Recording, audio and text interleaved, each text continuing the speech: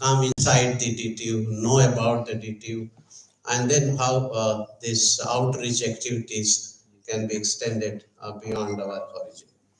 I hope that this 2 days deliberation on different aspect of management, especially business and management, what I could see, there are three tracks. One is HR, one is production, operation, logistic, and another is finance and accounting.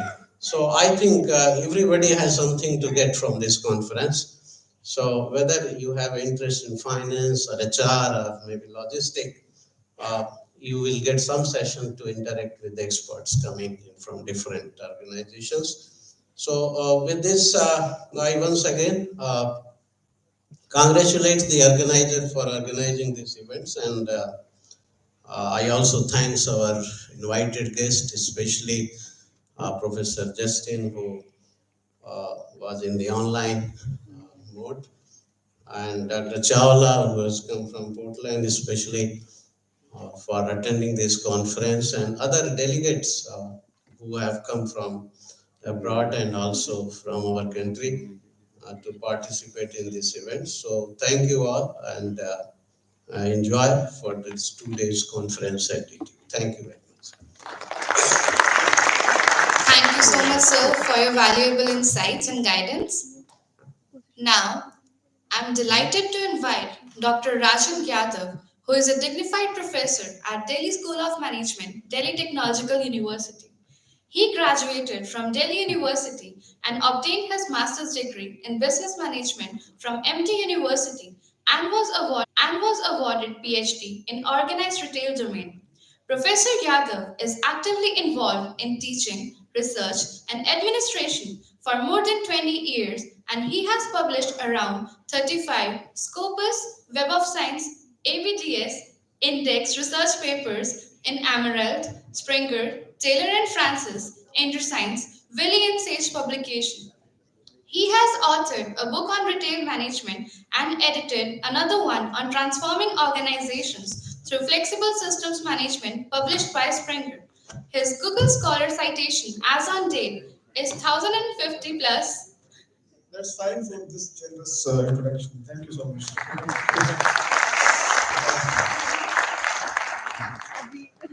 Professor Madhusudan, Registrar, University. Dr. Vineet Thakur, Dr. Yash Chawla, Dr. Archana Singh, Head of Department, Professor Parveer, Dean, International Affairs, Professor P.K. Suri, my own colleague in the department, Professor Amit Mukherjee from the University School of Management and Entrepreneurship, who made it today to attend this particular conference today. Other colleagues in the department, the students, ladies and gentlemen. This particular theme of this conference is very close to my heart. So I thought, let me speak from my heart today without making any notes. The deliberations and discussions are always at the heart of any academic institution. And this is what we always encourage in Delhi Technological University also. And with the help of these kind of conferences, we ensure a wider participation of different stakeholders so that we can have some strategic interventions to look into the kind of issues which are linked with digitalization and sustainability. Most of the discussions so far, when we look in this particular area, they have been conducted in silos, where digitalization is one focus and the sustainability is another one. But we are required to look into a synergistic impact of digitalization and the sustainability. So therefore, from this perspective, I consider digitalization as a means to achieve some common end, and this common end is the social justice and environmental sustainability. There is a question actually. The question is, does digitalization create sustainable society, or it is counterproductive, which it is creating another threat to the sustainability? Most of us, when we look at the literature, when we look at the discussion, we find the digitalization is creating a positive impact on the society. There is no doubt about it, especially in terms of creating a connected world, in terms of the paperless system, the paperless office, in terms of providing access to large number of people in that interconnected world digitally, access to the public utilities and like that. But it has a flip side also. So through these conference, I would like to touch upon this flip side also. There are two important stakeholders in this entire process. One is the business, another one as the individual. As an individual, we are equally responsible for creating the sustainable society. Look at the business practices. Consider internet as a country and try to understand the kind of the energy consumption which this connected system are making. This would be the third largest country in the world, only after China and US, if you look at the power consumption being made by these connected systems. Look at the magnitude of metals and minerals that we are using in creating that ICT ecosystem. Both of these are responsible to the extent of 10% energy consumption of the globe, and significant percentage of that energy is being produced from burning fossil fuels. It is not from the solar cells that we are getting.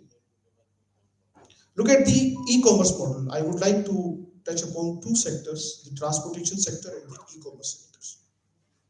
What we are doing in e-commerce sector, we are in a way encouraging more and more consumption, because we are collecting data using AI, using ML, using IoT. We are making increasing use of digital technology, and by way of these, we integrate them and we capture the data. Then we put that data in algorithms to create more and more purchase, more and more consumption. And look at the data. The hours spent on television watching is not declining. It is almost same during last couple of years, but the time spent on binge watching, the video on demand, it has grown substantially. The brick and mortar footfalls and sales is not declining, but see the rise in the sales of these e-commerce platforms. So in that way, it is not a kind of the coincidence, but it is something which is linked with the digitalization, where the organizations are simply focusing on creating more and more demand, more and more purchase, and more and more consumption in a time when the consumption is always unsustainable. So therefore, we are required to, in fact, look at that flip side also, which is linked with the digitalization. The individuals. The three basic dimensions of an individual in terms of our consumption, in terms of the way we travel, and the, the, the life that we live. They significantly create impact on the sustainability. There are empirical evidences. If we reduce the consumption of the product like the meat to 1 kg in 1 year, we are going to make significant improvement in the overall environmental system. It is directly linked with that. So we are required to understand the role of business, the role of the individual, so that we can create this planet as really like a mother earth, where we can leave in fact the resources for the future generations also. So I hope like in these kind of the conferences, we are able to arrive at some kind of the deliberations and the discussions, and we can formulate some strategies so that we can make this planet as a better place by by leaving in fact for the future generations also. So thank you so much for inviting me and setting the tone for this conference. Thank you so much. How lovely. Thank you, sir, for sharing your valuable thoughts. Now, I would like to invite Dr. Praveer Kumar, Dean of International Affairs, Delhi Technological University. Dr. Praveer Kumar is working as a professor in the Department of Biotechnology at DTU. Before joining DTU, Dr. Kumar has served as an associate professor and assistant director at VIT University, Vellore. He has obtained MS degree from BHU Varanasi with molecular and clinical genetics specialization and PhD degree from JW Goethe University, Germany in the field of coronary artery diseases and cardiovascular physiology.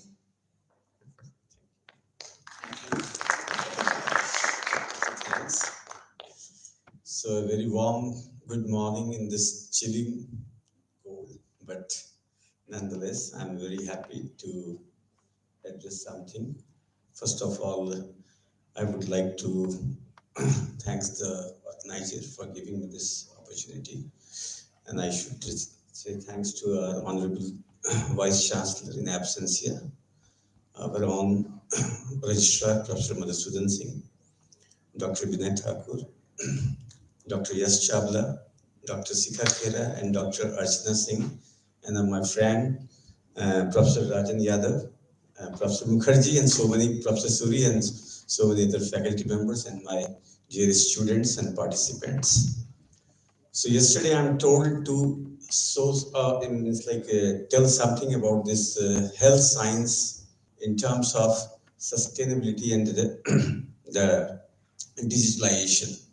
So since you know that I'm from the medical background person, so I will say something on health and then little on science within this 5 minutes of time. So initially I start with the medical science. You know, in the medical science, a very famous say, bench to bedside. What does it mean? If you want to innovate something, it should be implemented for this societal purpose. So here, the digitalization comes a very important thing, like this AI ML thing. All this from the software or IT perspective, but maximum usage of this AI ML is right now in this medical science. So I can start with this my thoughts that you should first have insight what kind of work you want to do, then what could be the context and how it will be implemented. So let's say, have you heard about this term, this big data bank? So what is the usage of this big data bank or AI ML or digitalization in the medical science or in the health sector? You have also heard about the term medical and digital imaging. So these days it's very important that suppose if you want to identify a disease, so there are several firms across the globe who can just take the pictures of the patient, MRI or CT scan or various other things, and it can match with the actual patient data. So like you have a repertoire, in that repertoire you have multiple images, and in one shot you can go for the this identification of a disease. There are other things like just personalized medicine. I'm pretty sure that you might have heard about this term, personalized medicine. So I think in coming years, in India also, across the globe, it is already functional. But in coming years in India, once you go to the doctor will answer your, okay, what is your, they will take your blood, and in that blood they will just isolate your chromosomes, and they have the entire panel of the 46 chromosomes in their panel, and immediately they can say that, okay, here is the problem, and from there itself it can start the treatment. So now you can understand what is the importance and impact of digitalization. I can also share you some of my thoughts, like what is happening in the various like lethal diseases. Like suppose if person is suffering from the neurodegenerative disorders, even they are giving you some tools, they will insert some tools in your body, and remotely they will access or they will release the medicine automatically without doing much. You need not to go to the doctors. So this is again the impact of the digitalization. Digitalization is a very important point in terms of let's say if doctor wants to, what has happened in the COVID time? Most of the patients have been treated through the online mode. And what you have to do, you have to just show your posture. I'm evident of one of the cases, like the person is suffering from the stroke. And I was in a medical hospital, Apollo, and over there, what happened? They said that, okay, you just stand up. So that on video, they were saying that you just stand up, I want to show your face. And there are several, means like, this strategy to identify that whether a person is suffering from a stroke or not.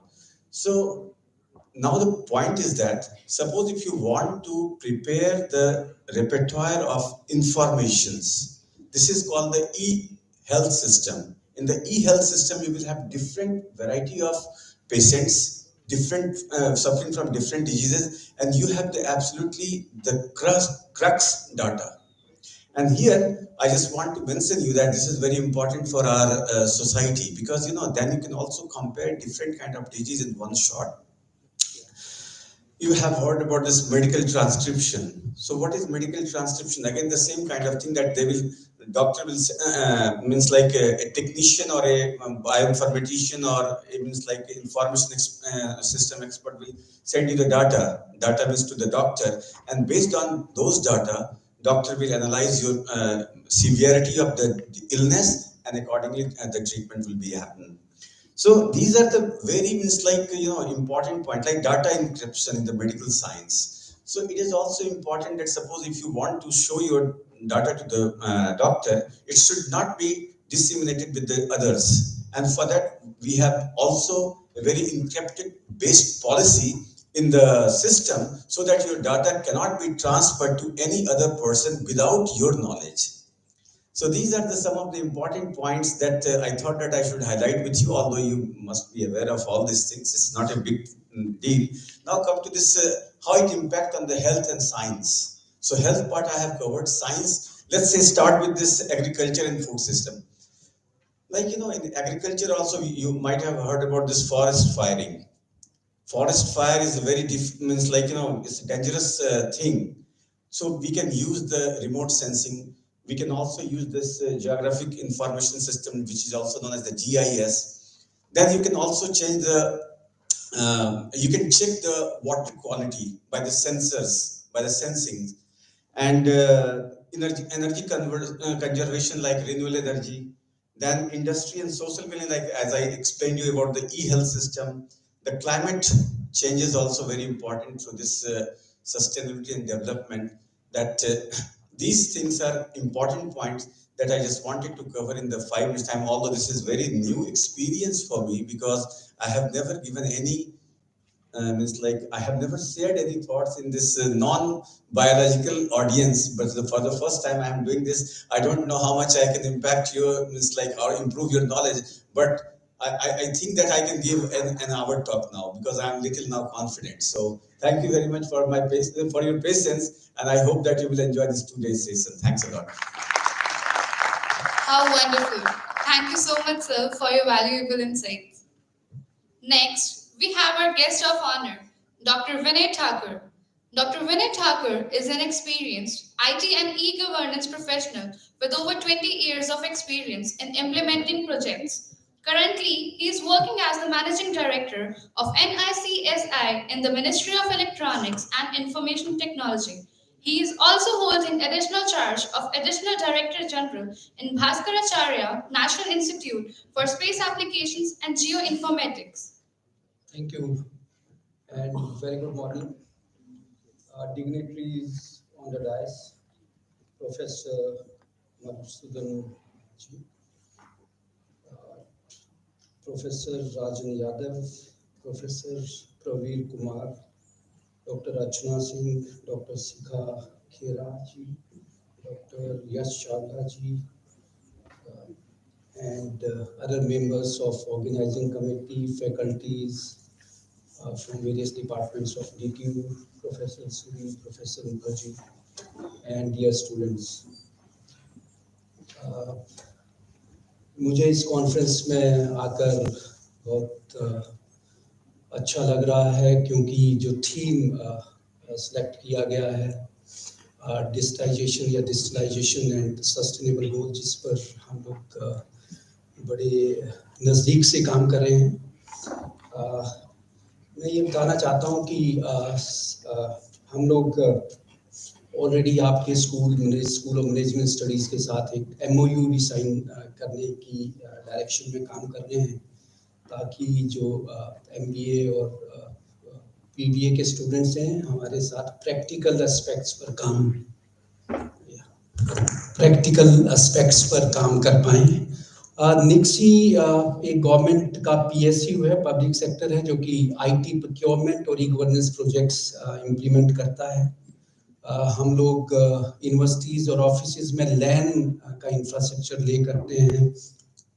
हम लोग अभी digital संसद, जो digital नया संसद बन रहा है, उसका पूरी नेटवर्किंग और उसके अराउंड जो सिस्टम्स बन रहे हैं, हॉस्पिटल के सिस्टम जो काम कर रहे हैं, central procurement portal CPP portal जो चला रहे हैं, कंज्यूमर अफेयर्स, ऑलमोस्ट हर मिनिस्ट्री के लिए जो भी IT प्रोक्योरमेंट और ई-गवर्नेंस के सिस्टम्स हैं उन पर हम लोग काम कर रहे हैं। तो जो स्टूडेंट्स हमारे साथ काम करेंगे, हमारे पास एक सेंटर फॉर डाटा एनालिटिक्स का एक सेंटर भी है, centre for excellence in data analytics.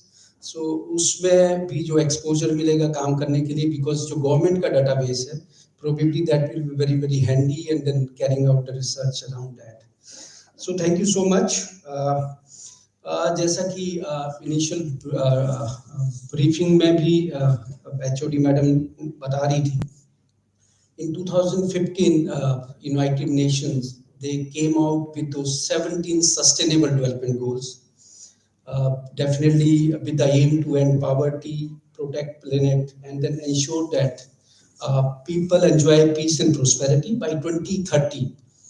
And this has pushed even the government, organization, people, and even the businesses to think beyond themselves.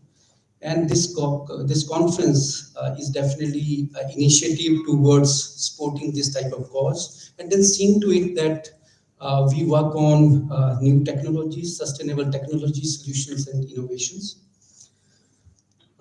In case you want to further go around and see what government is doing for sustainable development goals, you can visit the site of Niti Aayog, where we have tried to provide you the details of various schemes and programs of various ministries in order to see that we are able to achieve the developmental goals.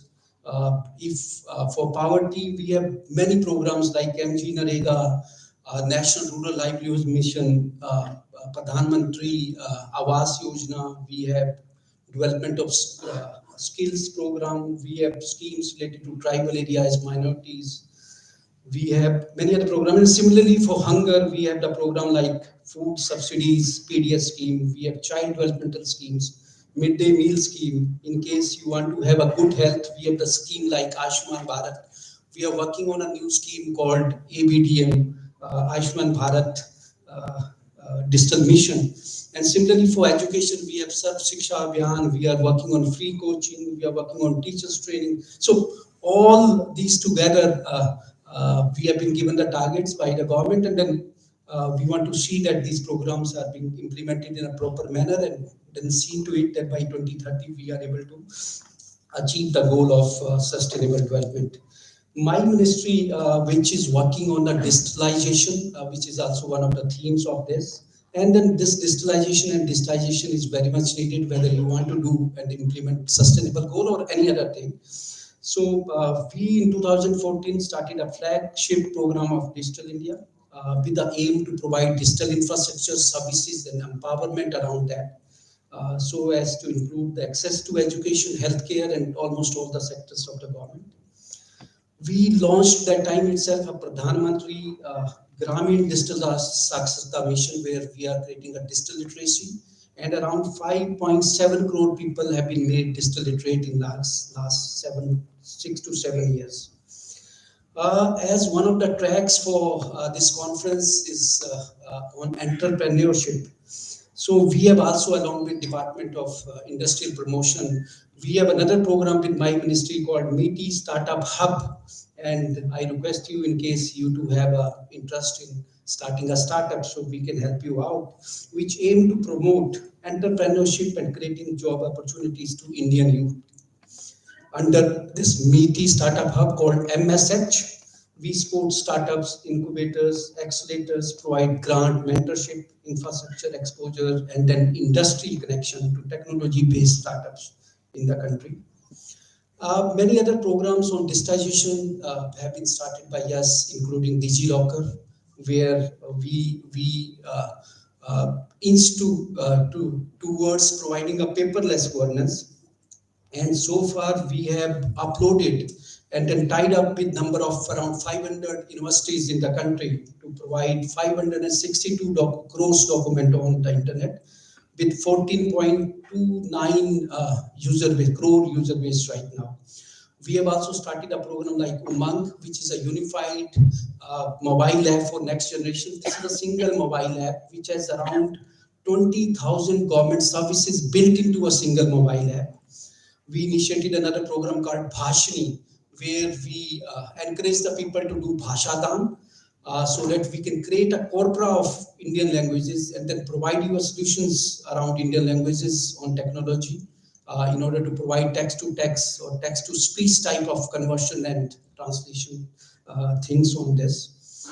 Another program which was started on digitization, it is a program called Common Service Centers. We have opened around 5 lakh plus common service center in rural areas. This is a PPP model where any youth can come over and then set up a computer center and then connect to our central server, which is either hosted in Delhi or hosted somewhere on the cloud. During COVID, we had number of programs in healthcare, starting from COVID to Arogya Setu to e-Sanjeevani. And e-Sanjeevani is a telemedicine program where we have hooked 2 lakh doctors and healthcare professionals in order to provide an online consultation during that difficult time. Another initiative related to e-commerce was started called GEM, Government E-Marketplace, where the small and medium enterprises can reach to a larger government market and promote their products and services digitally. In the area of finance and fintech, we have started a number of programs. There was another entire mission around digital technology, digital financial technologies. And then this has seen that we are able to transform the ways the payments were happening. And the biggest example is the unified payment gateway, where we have all the banks working in the country. And this is a unique service which is not there in any other country of the world, and then we are already implementing that in Singapore, and then discussions are on to implement in other places also. We are working very closely on creating digital public infrastructure, the Aadhaar ecosystem, the UPI which I have spoken of, DigiLocker, GEM, GST, and many more networks in the area of digitization and digitalization. And these solutions are being provided at a very low cost or affordable cost. The DPI plays, this digital public infrastructure plays very important role in enhancing government citizen engagement, empowering citizen, and then ensuring governance business services. We are creating digital platforms in 18 areas. Right now, you may be seeing different websites and portals for different things, but then we are trying to integrate and even have a single sign-on. And last year, Honorable Prime Minister has inaugurated Meri Pehchan portal also, which provide a single sign-on facilities. And these digital platforms in the area of Ayushman Bharat Digital Mission, which I was talking of, IDEA, which is a digital platform for agriculture, and DEAR, which is a digital platform for education sector. And these all sectors are being integrated, and probably you are going to get a single interface for all education requirements, whether it is admission, it is counseling, it is scholarships, or any other thing. So these platforms are being worked by us. As we, as a part of India's G20 presidency, which we have taken over in December last year, we are heading, my ministry is heading the digital economy, and then share the learnings with them on creation of digital platform. We have also launched India Stack.global, This is a program where we are offering our systems and portals and ecosystems to other countries so that they can also use the learnings, the portals, the systems which we have implemented. My ministry also runs a program, PhD scheme, where we plan to have 3,000 PhDs created in order to further develop the research around IT and IT-enabled industry. So I think that the students can make use of that. We are right now running 51 TV channels and in the process of creating another 200 channels in order to see that the students in rural areas can also get access to quality education and skills. With this open, interoperable, and inclusive system being made by us, we are looking for the active participation from industry as well as from academia and the institutions like DTU.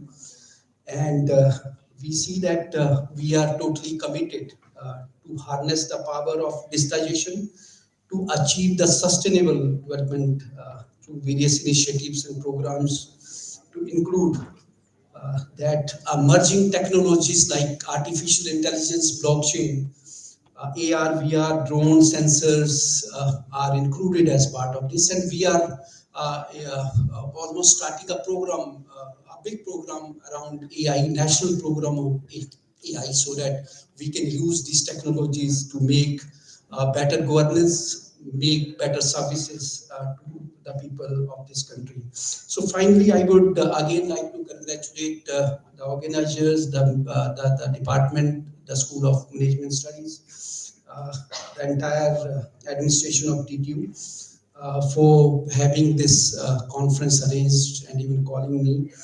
And my best wishes to all the people, all the organizers, all the guests, and the speakers. And I'm confident that this conference is going to provide a great learning ground, a great opportunity to all the people who are attending this conference, and then see to it that you people work together with the government and then seeing that we ensure a better systems implemented and better sustainable development done in the country. Thank you so much, Jai Hind. Thank you, sir, for sharing your valuable thoughts with us. Now, let us share our token of gratitude with our guest of honor, Dr. Vinay Thakur, for sharing his valuable insights and sparing time today. I request Registrar Sir to give the token of gratitude to Dr. Vinay Thakur. Once again, we would also like to invite Professor Suri, our senior professor from the department, to join here, and Professor Mukherjee. For 2 minutes, sir. Just we would like to have a photo here.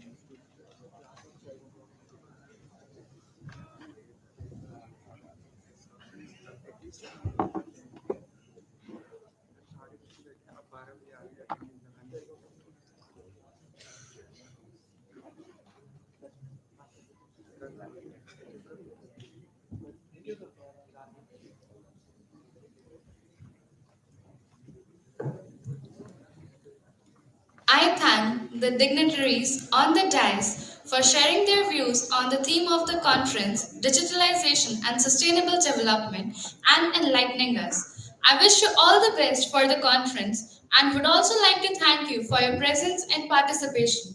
I thank the organizing committee, volunteers, for giving such a platform to all of us to raise the issues and go through the solutions of such a burning issue.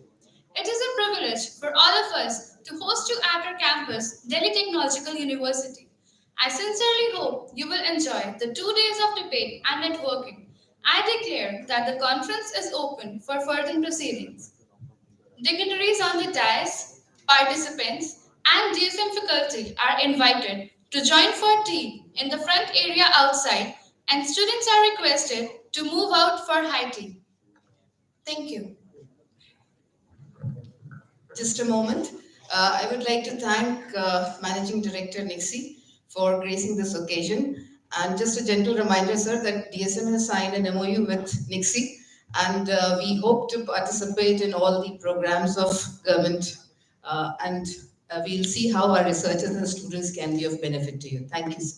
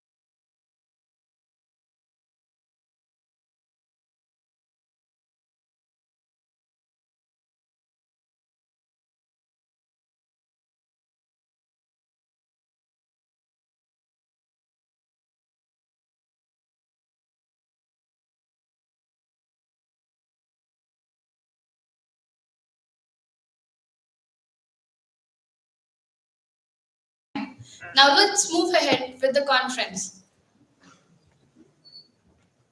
It's a great pleasure for me to introduce our first guest speaker today, Mr. Gajendra Sharma. Due to his prior engagements, he would be joining us online.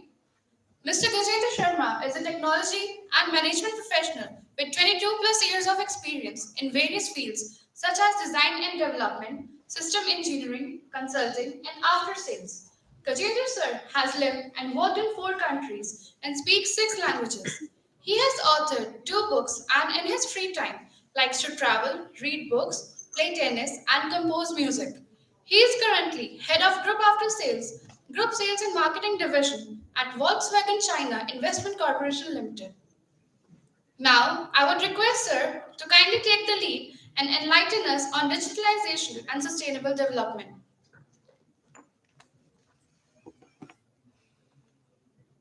Thank you very much for the introduction, and I would like to also wish my greetings to all the participants today on this conference, and also congratulate you for this conference. I guess this will be of quite insightful information for all the participants.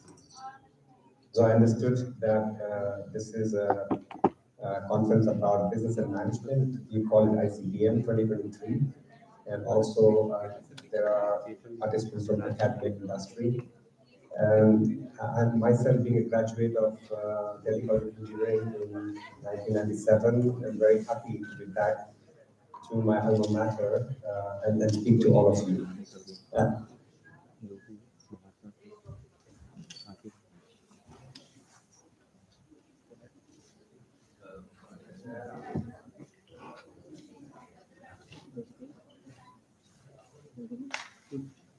Hello, can you hear me now? Yes, sir, you're audible now. Okay, good. So I think I have 20 minutes, right, for this presentation?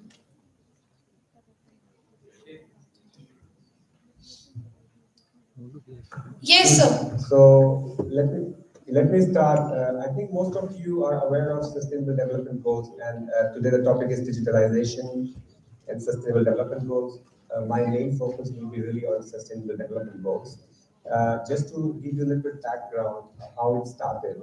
It started in 1992 with this Rio plus 20 conference of sustainable development. And then in year 2000, we used to call it Millennium Development Goals. And there were leaders from 189 nations who signed this.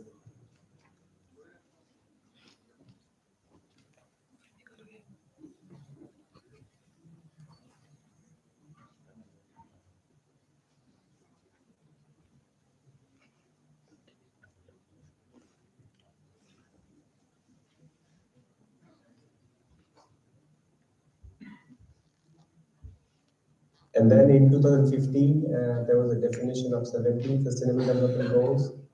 And in 2017, there was this Agenda 21, which was adopted by all the community. And of course, the target is by 2030 to have a clear achievement of all the goals. I'm not going into the details of the 7 goals, but I would like to talk a little bit about the 17 goals in terms of 3 categories, of which environmental, sustainable development goals, economical, and social. So just to give you some numbers, which is a number maybe still based on last year data. Currently, if you look at the environmental SDGs, currently the water scarcity, which is the SDG goal number 6, it affects more than 40% of the world population. The affordable and clean energy, which is SDG goal number 7, there are 3 billion people that still lack cooking fuel and technologies. 9 out of 10 urban residents breathe polluted air. This is linked to the number 11 Sustainable Development Goal. And number 13, the global emissions of carbon dioxide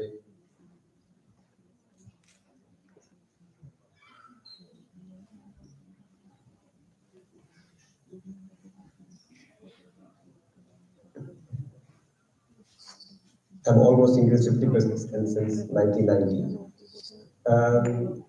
When we talk about life below water, there are 3 billion people who depend on marine and coastal biodiversity for their livelihoods.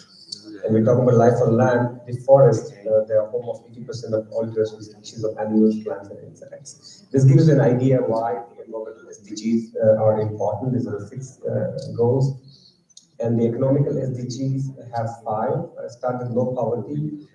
There are more than 7 million people still living in extreme poverty. When we talk about zero hunger, a third of world food is wasted, and around 821 million people are still undernourished. When we talk about the decent work and economic growth, 1/5 of the young people are not in education, employment, or training.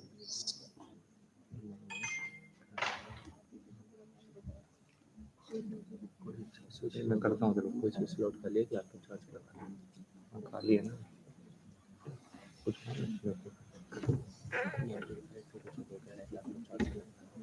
When we talk about industry, innovation, and infrastructure, there are the roads, the water sanitation, and electricity still remain scarce in many developing countries. When we talk about responsible consumption, 1/3 of all food produced ends up being wasted. So this kind of shows the economical side of SDG. And the last one is the social, which also have 6 goals. In 2018, there were 6.2 million children and adults under the age of 15. They didn't survive because of the health reasons. Regarding education, there are 670 million children and adolescents which lack minimum proficiency in reading and mathematics. There are 18 countries still husband and legally prevent their wives from working. So this is about gender equality. And the poorest 40% of the population own less than 25% of global income. This is about reducing inequalities. And then we talk about peace, justice, and partnership. In 2018, the number of people who were fleeing war, persecution, and conflict exceeded 17 million. And that's why at the 17th goal, the partnership for the goals, SDGs, can be only realized with strong global partnership and cooperation. So far, you could hear me or you...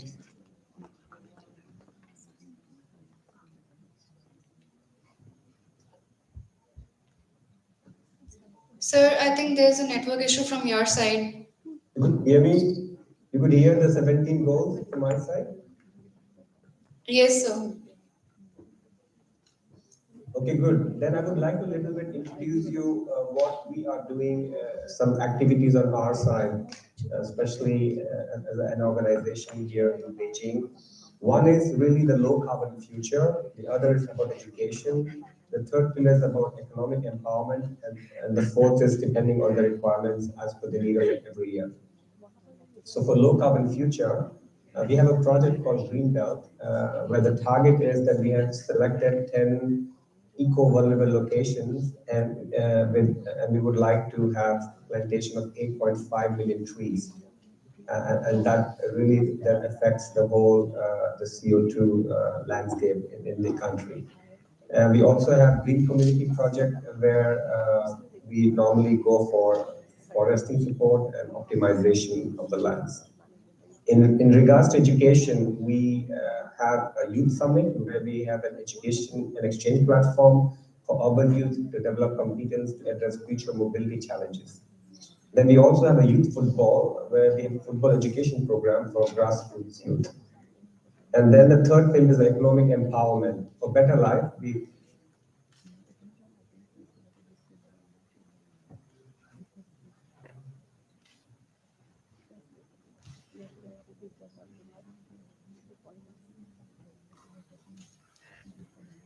have chosen 5,000 rural young students through mobility vocational education for better life in the future. And of course, disaster relief aid support forms the ad hoc responsibilities. The idea here is to be role model of a sustainable and responsible corporate citizen.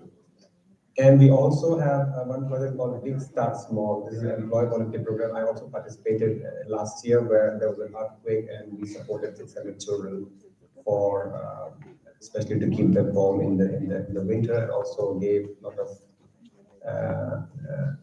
toys, books, and whatever to support them.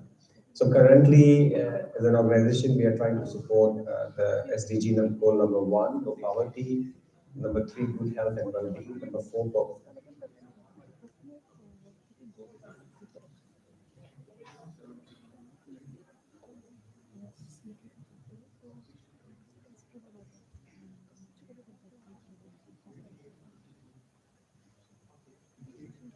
15, life on land.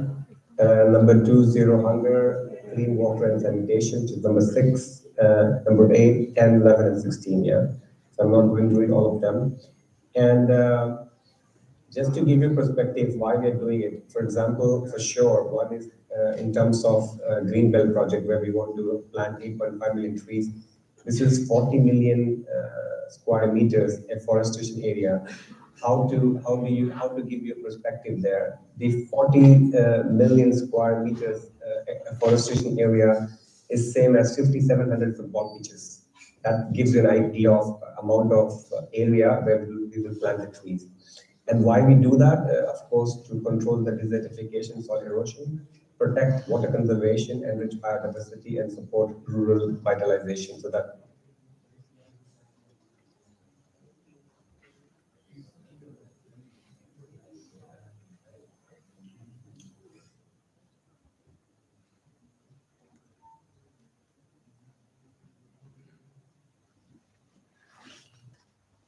as you all know, this affects the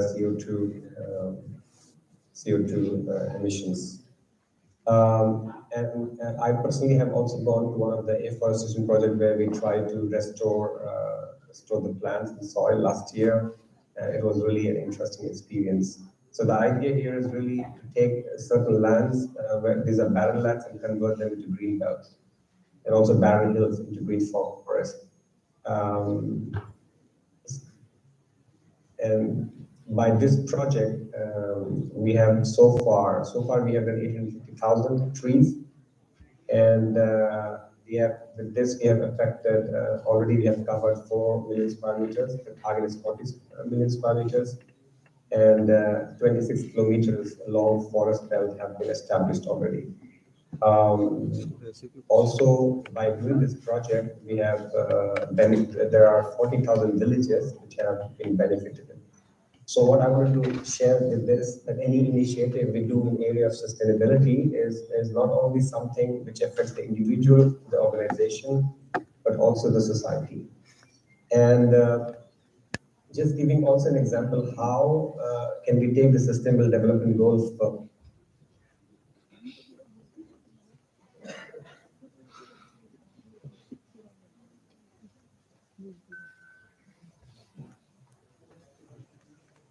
I think I give an example what we did. So we did a workshop in my team where we talked about all the 17 goals.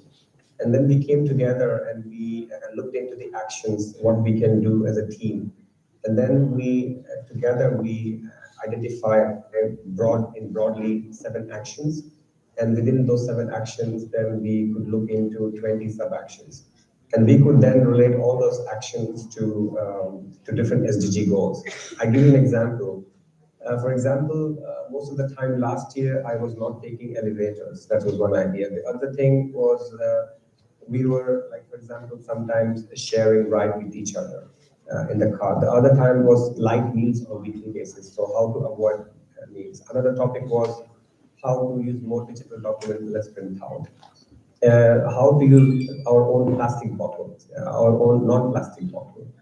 There is an organization.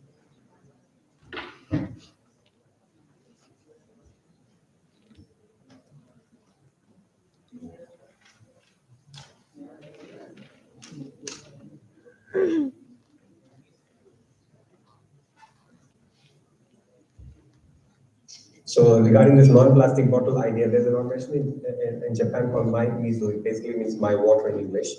They have a mission, they have an app, and in this app you can find locations of water where you can take your bottle and refill it. And the idea here is to reduce the plastic waste. I also looked into India, and of course in India also there are a lot of initiatives ongoing, including the SDG goals, measurement at the state level, at the city level, based on global concept at India level. So it's quite good and it's quite encouraging to see that there's a very big effort and coordinated effort. And my message to all of you is sustainability is a responsibility, yeah? And it is a responsibility not only of organization or NGOs or country or state or city, it is a responsibility of all of us.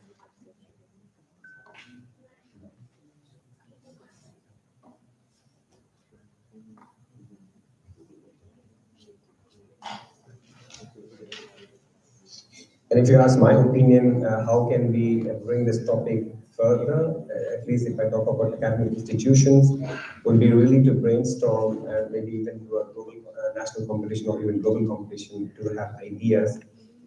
And especially the engineering and management students, they can always keep in mind when you build a product or when you build a service and see how this impacts not only the environment, but how does it impact society and what value you can add from your perspective.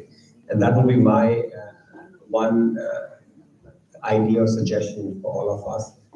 It will start with us, and if we want to drive the change, then we bring along with us 10 more people. And if everybody can think in that,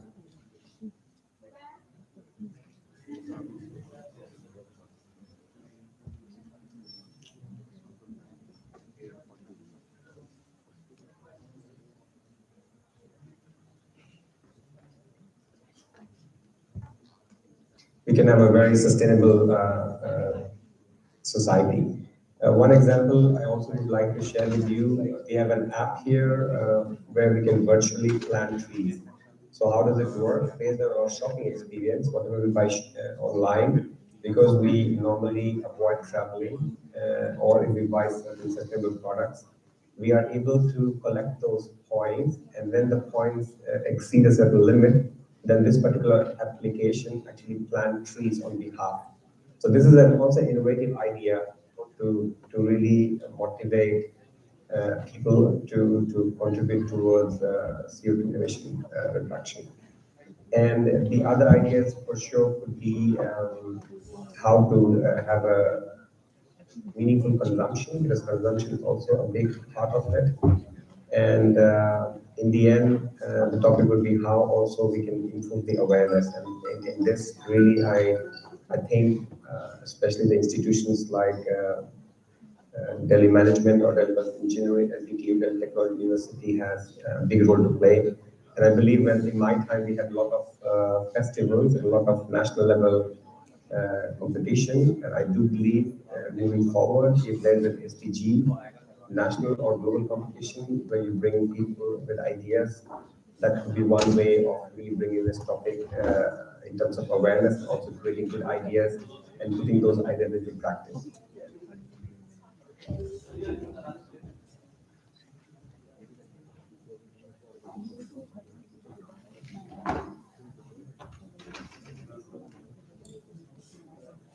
Good. I think for the last part, or maybe to close it, as I mentioned, sustainability and digitalization is a theme. How can you bring digitalization and sustainable development goals together? One idea was, as I mentioned, certain applications which startups in Japan are using, or the one I mentioned is normally an app called here in China, where you can really use it to plant trees. There could be other ways. I know there are some apps on SDGs online, but we could think about an app, and this was also something which I started working in Japan, but haven't continued, but maybe one of you could take it further, that we have an app which constantly monitors our activities and creates a CO2 footprint. And with that,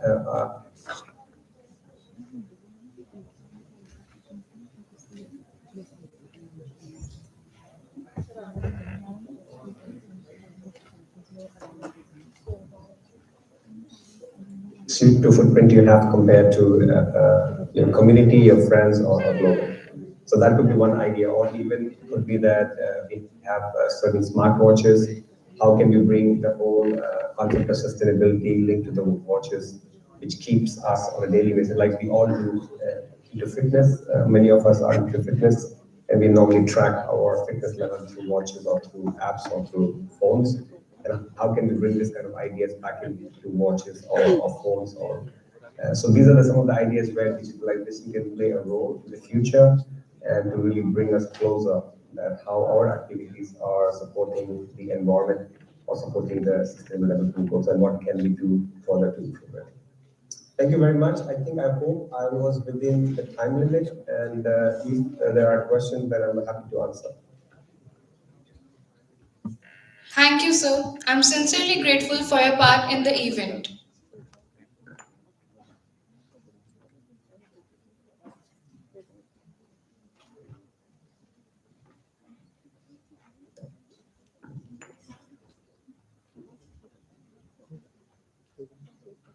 So are there any questions or comments?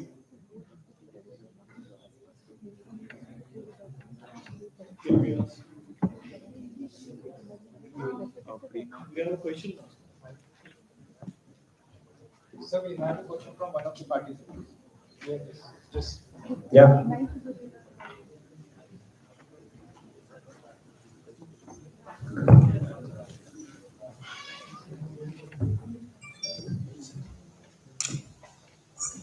In person.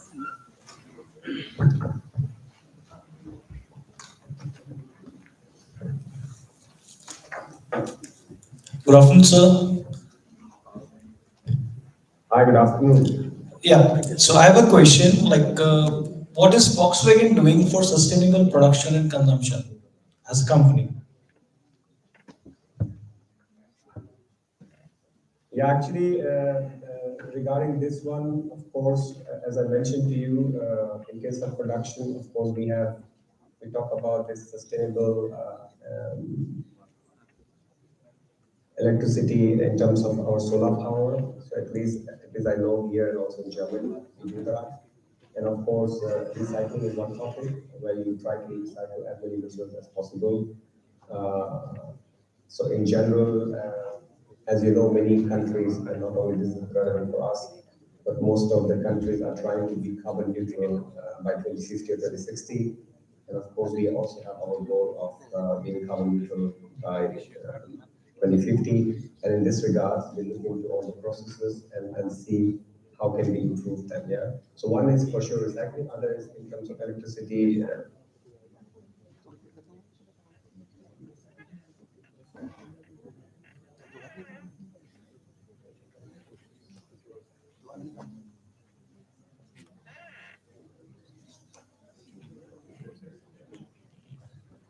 At least here in many factories, they're using it. So those are the ideas. In terms of detailed processes, I guess if you need more information, I can also share you some links where you can read more in detail about the sustainabilities we do at the headquarter level. Yeah. So follow-up question is there, like, are you also trying to refurbish the products as a company, like some certain components or certain parts in a car or any vehicle has a longer shelf life? And are you also looking to reuse in your production, like under the circular economy kind of assumptions? Yeah, that's a good question. So recently, we have, I mean, I don't know if you follow the news. I think we are looking into some reuse of batteries. We also have a concept with auto rickshaw in India. And also for batteries is one topic. We are currently looking into some possibilities of how to use batteries for future reuse. So meaning once the battery is coming to its end of life, or as the battery can be put into the second usage, then we are looking into certain solutions, how this can be used for second usage. Of course, the use cases have to be validated.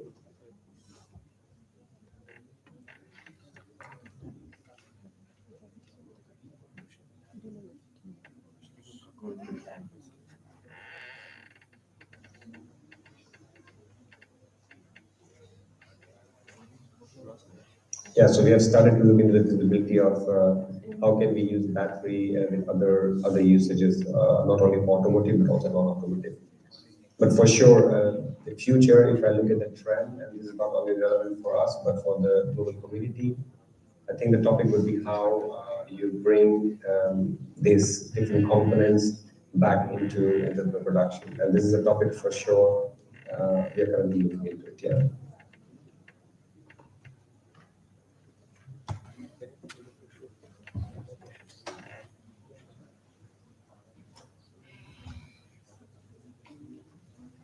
Hello, sir. I had a question.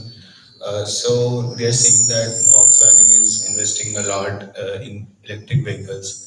So what is Volkswagen doing to make sure that they are sourcing the raw materials for these large batteries in a sustainable manner? Yeah, that's a very good question. I may not be able to answer maybe exactly the way you would expect, but what I can share from my point of view, like any organization, of course, we have our own processes and protocols to follow and criteria. And this is more about how we manage the suppliers. Yeah. So I think from that is the perspective I can give, that to ensure that that in our sourcing process we have a criteria which ensures that the sustainability topic is met. So this is what I think is one key pillar of I would say sustainable sourcing. Yeah. Thank you, sir. Did I answer your question? Yes, sir. Thank you. Okay, thank you.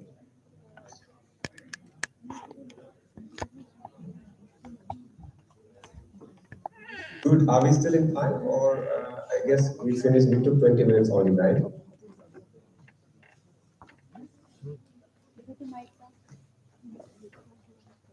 Yes, sir. I guess so. Any more participants, if you would like to speak, Mr. Gajendra, on any of the specific queries? Sir, thank you, sir, for your time. Shrishti, please. All right. Thank you very much, and I wish you all a very good conference. I understand that this is going to be for a couple of days, right? So I guess until today and tomorrow, so for the last 2 days. So I wish you that you have a good exchange and good insights, and I also wish you all the very best for your program education and your career. And yeah, all the best to all of you. Thank you very much. Have a great day. Thank you, sir. Thank you. Bye bye. May I now request Professor Prateek Sharma and Dr. Yash Chawla to come up the stage and kindly take their respective seats.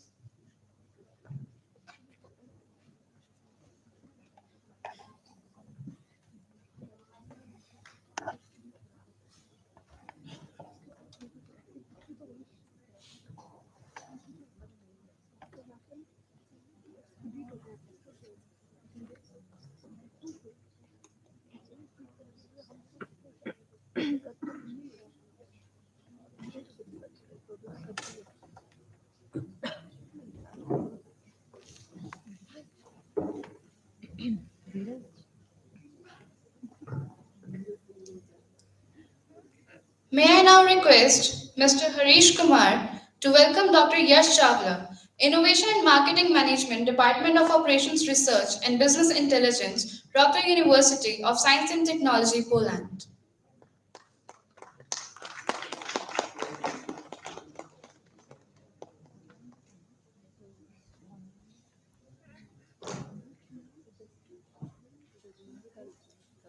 May I now request Ms. Amandeep Kaur to welcome Professor Prateek Sharma, Vice Chancellor, Department of Sustainable Engineering, TERI School of Advanced Studies.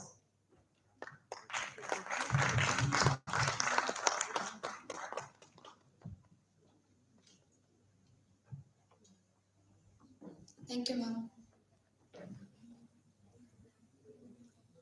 Now, I'm delighted to invite our keynote speaker of today, Dr. Prateek Sharma. Dr. Prateek Sharma is officiating Vice Chancellor and Professor in the Department of Sustainable Engineering at TERI School of Advanced Studies. He has more than 27 years of research and teaching experience. His general research interest focuses on environmental systems modeling, statistical applications in environmental and water resources engineering, and environmental risk assessment. Now, I request Sir to take the lead and share his insights on sustainable development goals.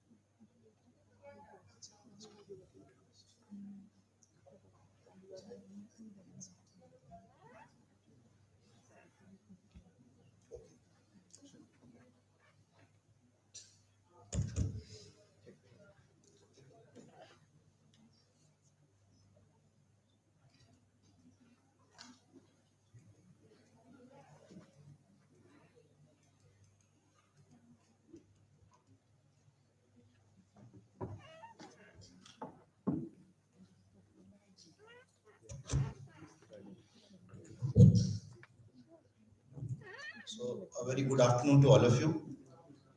So first of all, I would like to, express my gratitude to the organizers for actually giving this opportunity to share my experiences and what we as an institute are doing in the area of sustainable development, especially, uh, you know, uh, various thematic areas associated with sustainable development.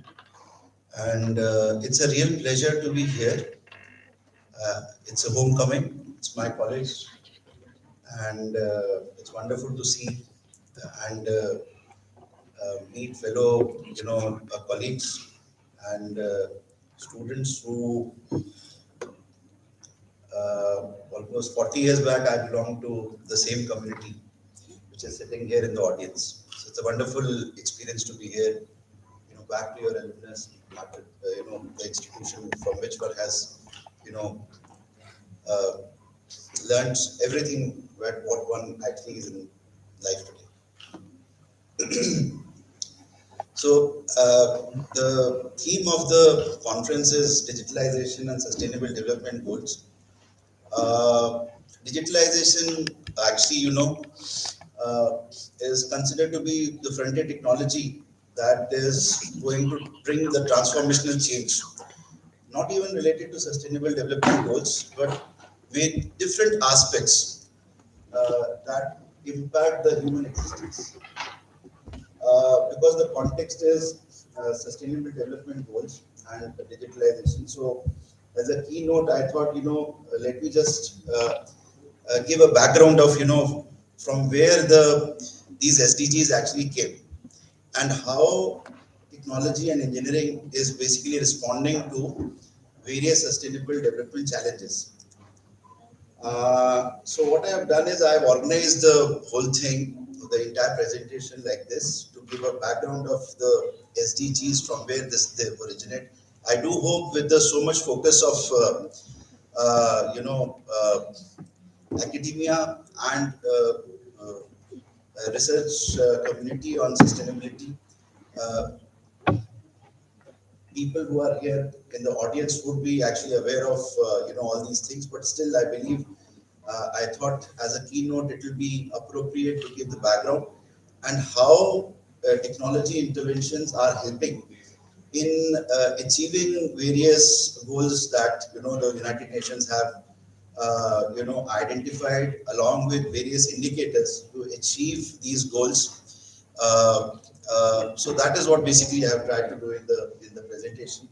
So it builds with the building the context, and I do would like to mention here that 20 years back, almost 20 years back, issues related to sustainability, climate change, environmental issues used to figure in academic circles only, and there was little focus, very little focus within the government, I would say.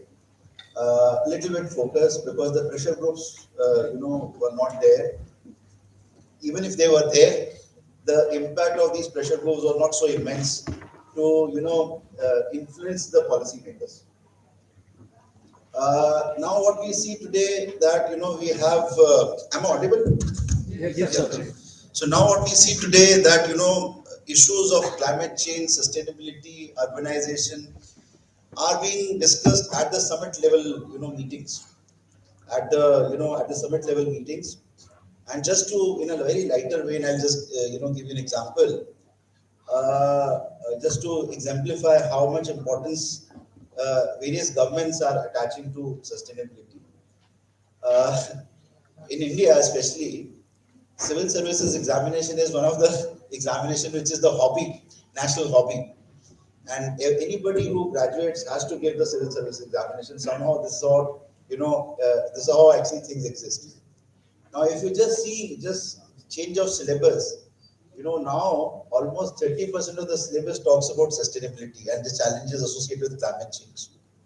And how I came to know, because one of my student actually qualified the civil service examination, and actually and he came back and he said, what we are teaching is actually forms 30% of the syllabus in the civil service examination. So which is a clear indicator how times have changed, and at times have changed for good. Which actually was not being recognized earlier, is now being recognized by so you have now Niti Aayog, the nodal agency in India, to actually not even see the achievement of the SDGs at the macro level, but at the grassroots level also, and also measuring the progress made by the country, how good, how fast we are achieving these sustainable development goals. And a lot of effort has been made in India, especially in localization of the SDGs. So therefore, in this context, what this journey has been. In the keynote, I've tried to bring all these thoughts together. So just to begin with, I'm sorry. So just to begin with, man to begin with was an integral part of the ecosystem, and it was at the receiving end. And sometime during the last millennia, what has happened is, humans have evolved as an external driver, leaving behind enormous waste in the atmosphere and in the land-ocean cryosphere. And as a result of which, there has been an issue of human survival in the geosphere, atmosphere, hydrosphere, and biosphere. And if you just simply take some statistical data, what one sees in the last 50 years, the species extinction rate has, become over 1,000 times higher than the background rate. And if you see, the atmosphere alone holds around 1,000 billion carbon dioxide, tons of carbon dioxide, man-made carbon dioxide. And if you see the IPCC data, which now a few years back people used to look at that data with a lot of skepticism. Now the entire global community has accepted that the climate change is a reality, and they have accepted somewhere around 1.5 degrees centigrade change, temperature change has been accepted. And all measures that we are taking basically to address that reality that is going to face, the future is going to face. Then you have so the impact has been such that the geological epoch has been named as Anthropocene, where the impact of human beings is so enormous that it is influencing the natural phenomenon in such a way that the effects of which we are actually seeing almost manifesting in our daily lives. So the floods that used to occur with a given recurrence interval, the frequency of the floods has increased, the return period has basically reduced, and the magnitude of floods have also again has changed. And all these the new findings basically reveal is actually related to the global climate change. And there are several other also. I would not digress into those, but certainly remain focused to how things have proceeded, and how the SDGs actually came into existence in the first place.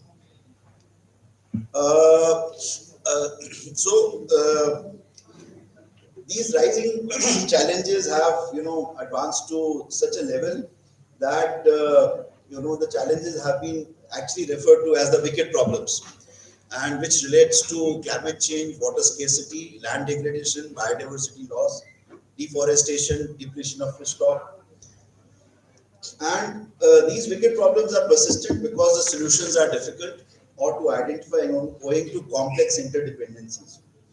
For instance, this is something that we certainly talk about these days. We talk about electric vehicles, but again, what one is doing is basically by bringing electrical vehicles at a particular location, uh, one is not bothering, or even if one is factoring about the disposal of the batteries and the associated waste which is going to be created at some other place.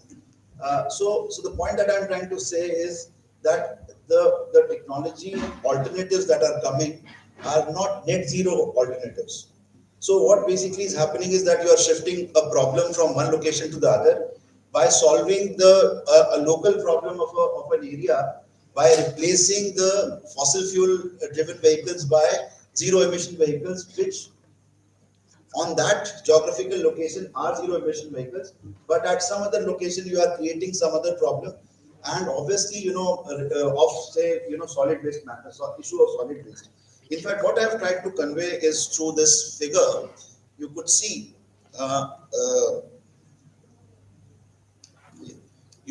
that say for example, we would like to solve the problem of energy. So you create thermal power plants, create dams, disturbing ecology, air pollution, global warming, solid waste. So in order to address one issue, you are actually creating other problems somewhere else.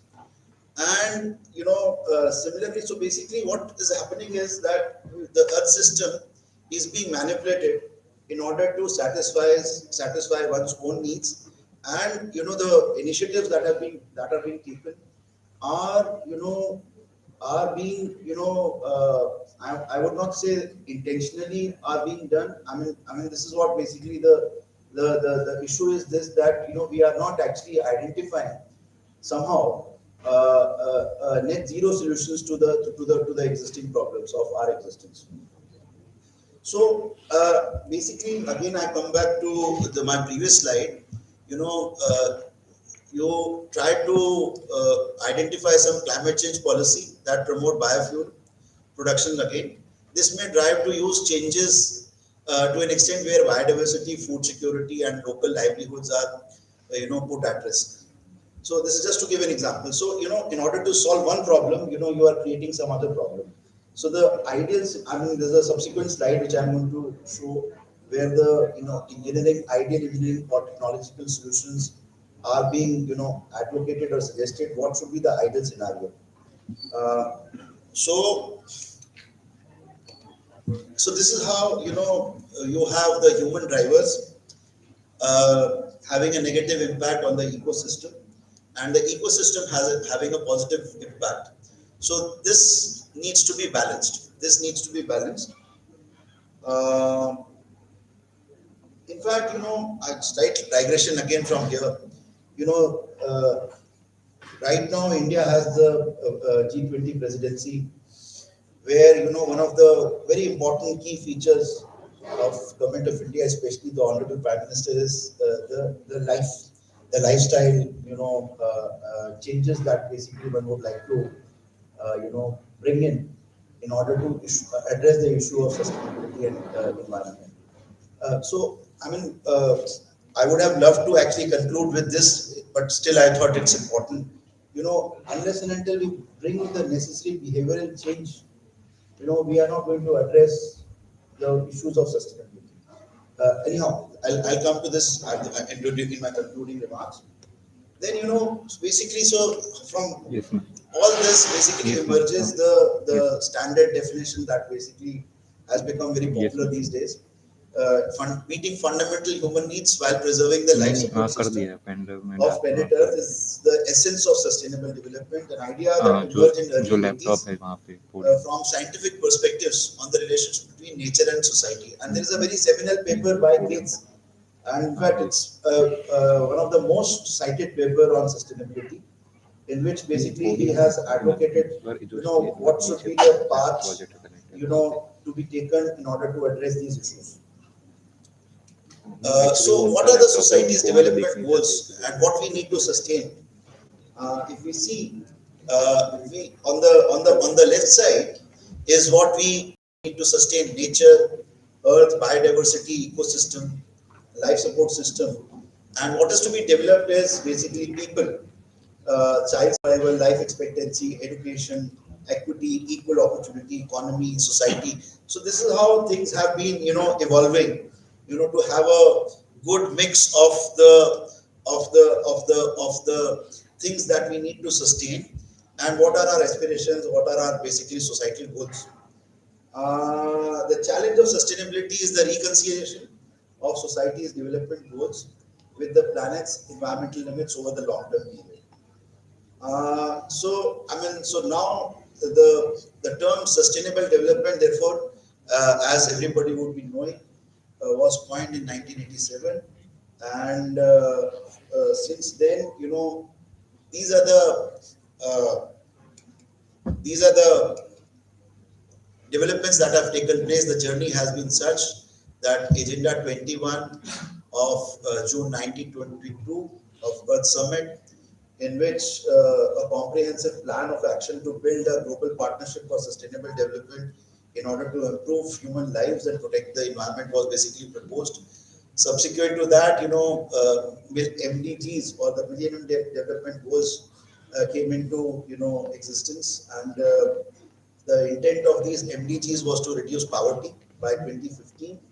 And then there was a Johannesburg Declaration on Sustainable Development and the plan of implementation, which was adopted at the World Summit on Sustainable Development. And finally, Rio Plus 20, there was this conference in which there was a document which was adopted, the future that we want, and which culminated in basically having this 2030 agenda for sustainable development goals, which has at its heart 17 sustainable development goals, which are an urgent call for action by all countries. And they recognize that ending poverty and other deprivations must go hand in hand with strategies to improve health and education, reduce inequality, and spur economic growth. So, as all of you would be knowing, these are 17 goals covering different aspects, starting with the poverty to building partnerships for achieving these goals. What are the challenges? Challenges, as I mentioned, expansion of the wicked problems that I highlighted is climate change, hunger and malnutrition, income inequality, rapid urbanization. Just to again, a little bit of migration, urbanization in the Indian context, I would say, if you see a typical aspirational curve, the general pattern of growth is such. If just we limit ourselves to transport sector, just to give an example, a cyclist would like to have a motorbike once the economic, progression is there. And a motorbike owner would like to buy an Alto or a Maruti 800. And then when the economic status improves, then, obviously, one goes for a big car. So this is the aspirational curve, and imagine the manner in which India figures amongst the top 5 economies of the world, and this aspirational curve is yet to be achieved. And in case everybody follows the trajectory which the developed world has followed, just imagine the number of cars which are going to come on the streets, and the kind of havoc that it is going to create. And unless and until we actually, bring that necessary behavioral change, so that anybody and create circumstances and situations where somebody who is, has the capability and the capacity to own a Mercedes still prefers to use a bicycle or, a public transport system or any, alternative, which creates less amount of, pollution in the atmosphere or the environment. Unless and until that happens, we are actually facing a very awkward kind of situation.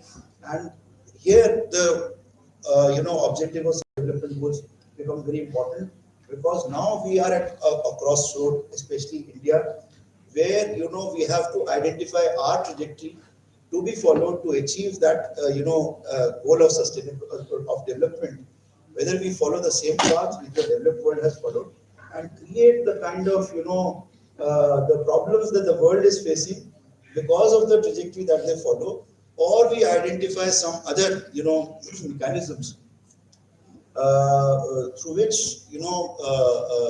an alternative is created. And this is where exactly scientists and engineers have to come together, apply their mind, and identify the technologies or interventions which would result in net zero emissions, at the same time meeting the developmental goals as well. And at the same time, all this is possible not even just because of the technological interventions, but the most important thing is the behavioral change. And unless and until that happens, these changes will not be possible. Then, energy needs, certainly. I mean, energy needs are likely to remain unmet for hundreds of millions of households unless significant progress is in ensuring access to modern energy services achieved, energy security. Then we have recurrence of financial crisis. And over the past years, the global challenges to sustainable development have been driven by broad set of mega trends, such as changing demographic profiles, changing economic and social dynamics, advancements in technology, trend towards environmental deterioration. So, for an engineer and a scientist, a sustainable system is the one either in equilibrium or one that changes at a tolerable rate, so that the rate at which the consumption is taking place is lesser in comparison to rate at which the replenishment is taking place. So this concept of sustainability is best illustrated in a natural ecosystem, which consists of natural closed loops that change slowly. For example, one second.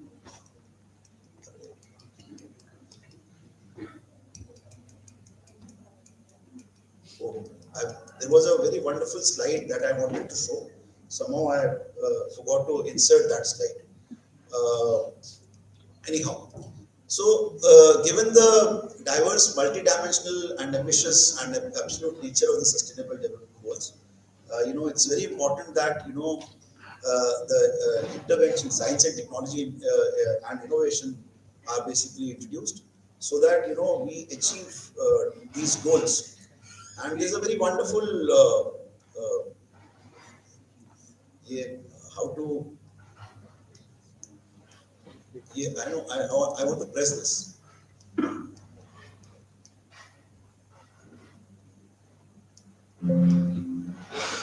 Just press this.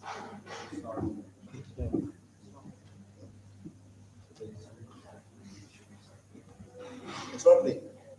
Okay, anyhow, so what I'll do is I'll just share. There are two very interesting papers where the digitalization, the application of digital technology has been used in achieving the 17 goals, SDG goals. So in fact, I thought, to share these two papers with you, rather than actually speak out all these things. It's very comprehensive, in which all the literature related to, SDGs and the digital technology, including all these things, Internet of Things, machine learning, artificial intelligence, use of drones, and agriculture. All these 17 goals have been mapped. Then there is a question also raised whether the digital technology which is being used, the sustainability of the technology itself. So obviously, it's not the solution for achieving all the goals. One needs to factor in. That is exactly what I've been conveying all throughout.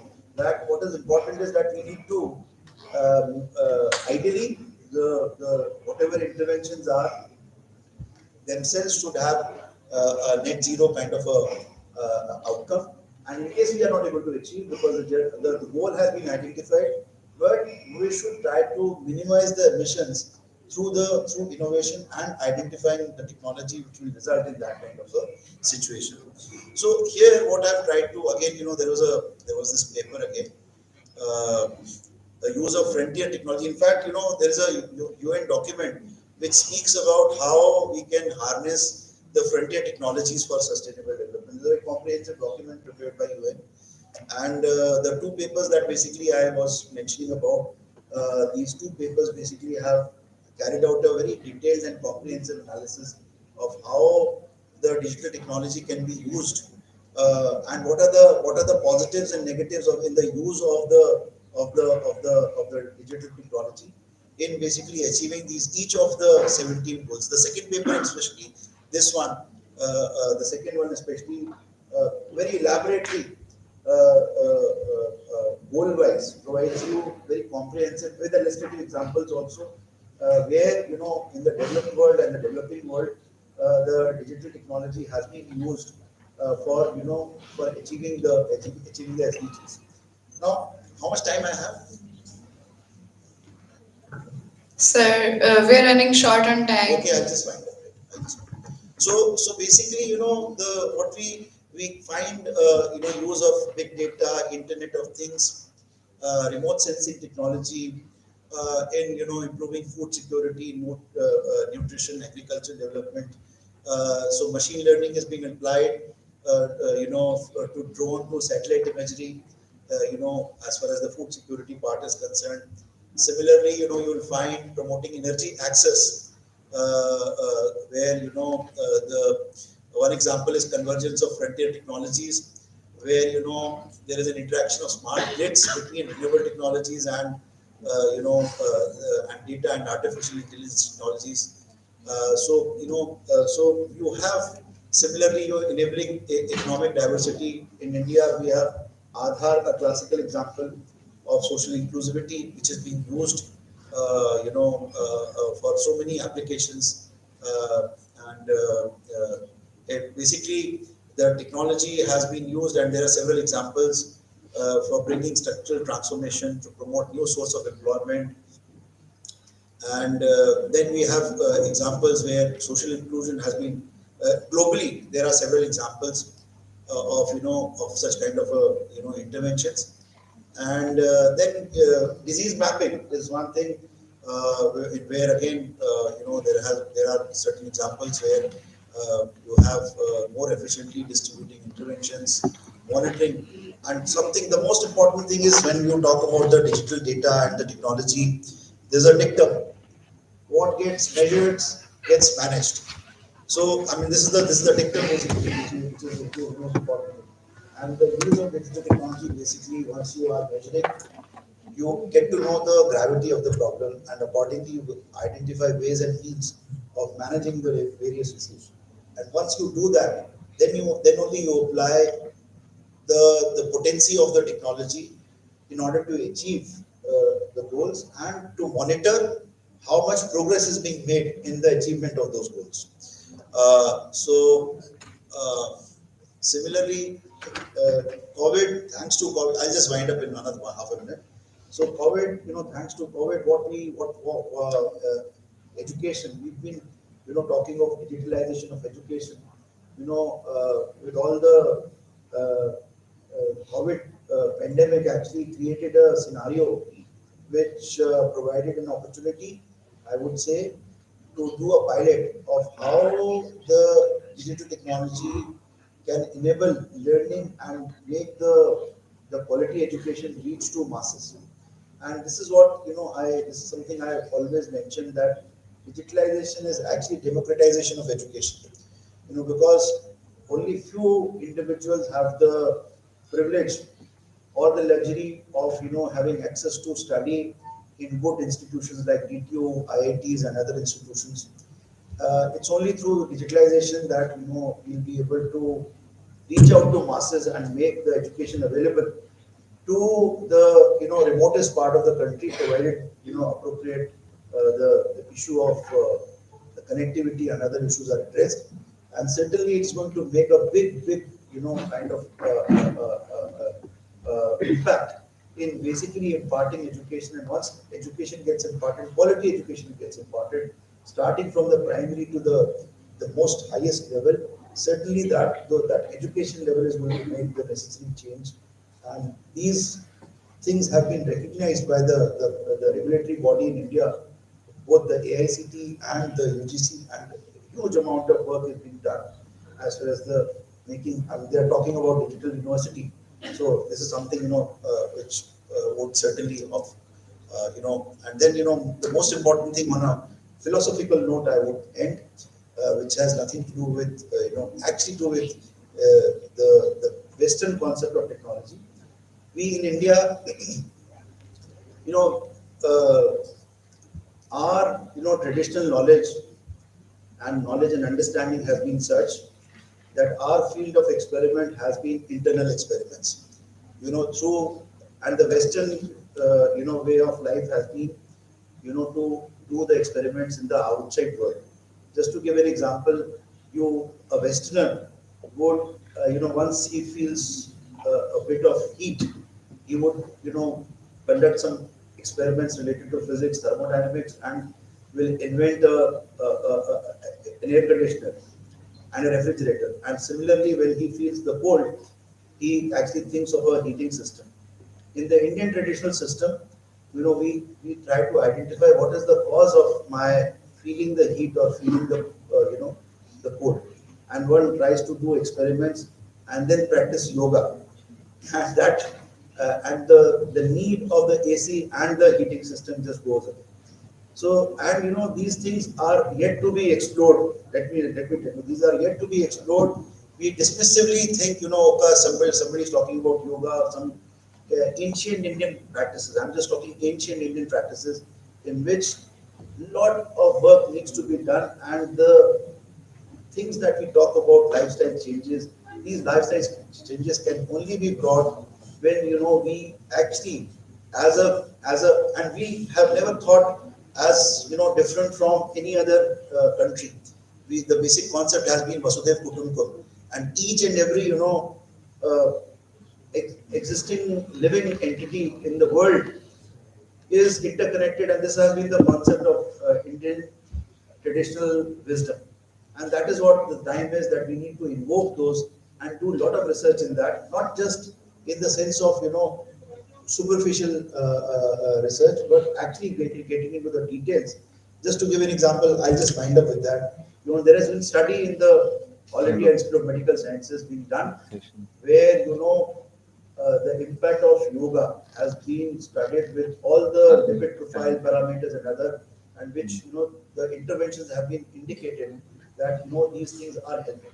So what I'm trying to say is, I mean, these, if you actually undertake such kind of research and activities, certainly we would be able to actually not even change our lives, but change the way the world looks these development issues. Thank you so much. Thank you so much, sir. That was really, really impressive and informative. Now, before we move ahead with Gear Sir's presentation, I would like to request Ms. Kamini Mishra to welcome Mr. Nitin Dhawan, co-founder of Orange Care.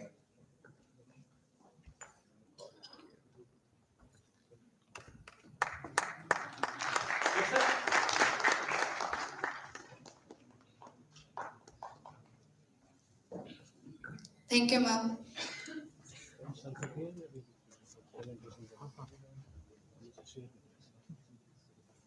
Now, I'm honored to welcome Dr. Yash Chawla, R&D Communications Advisor, DAC.Digital, from Department of Operations Research and Business Intelligence, Wrocław University of Science and Technology, Poland, to talk on surveys from basics to niche learnings from real studies.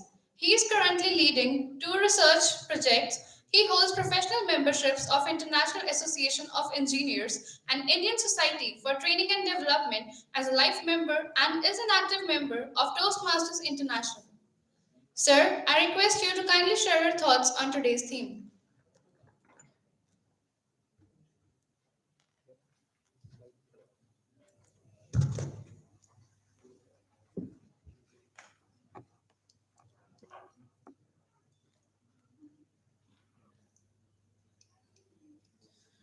Thank you.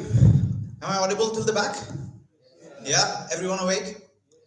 Yeah, lunch is still like waiting for you. So if you sleep now, you won't get lunch. Just joking.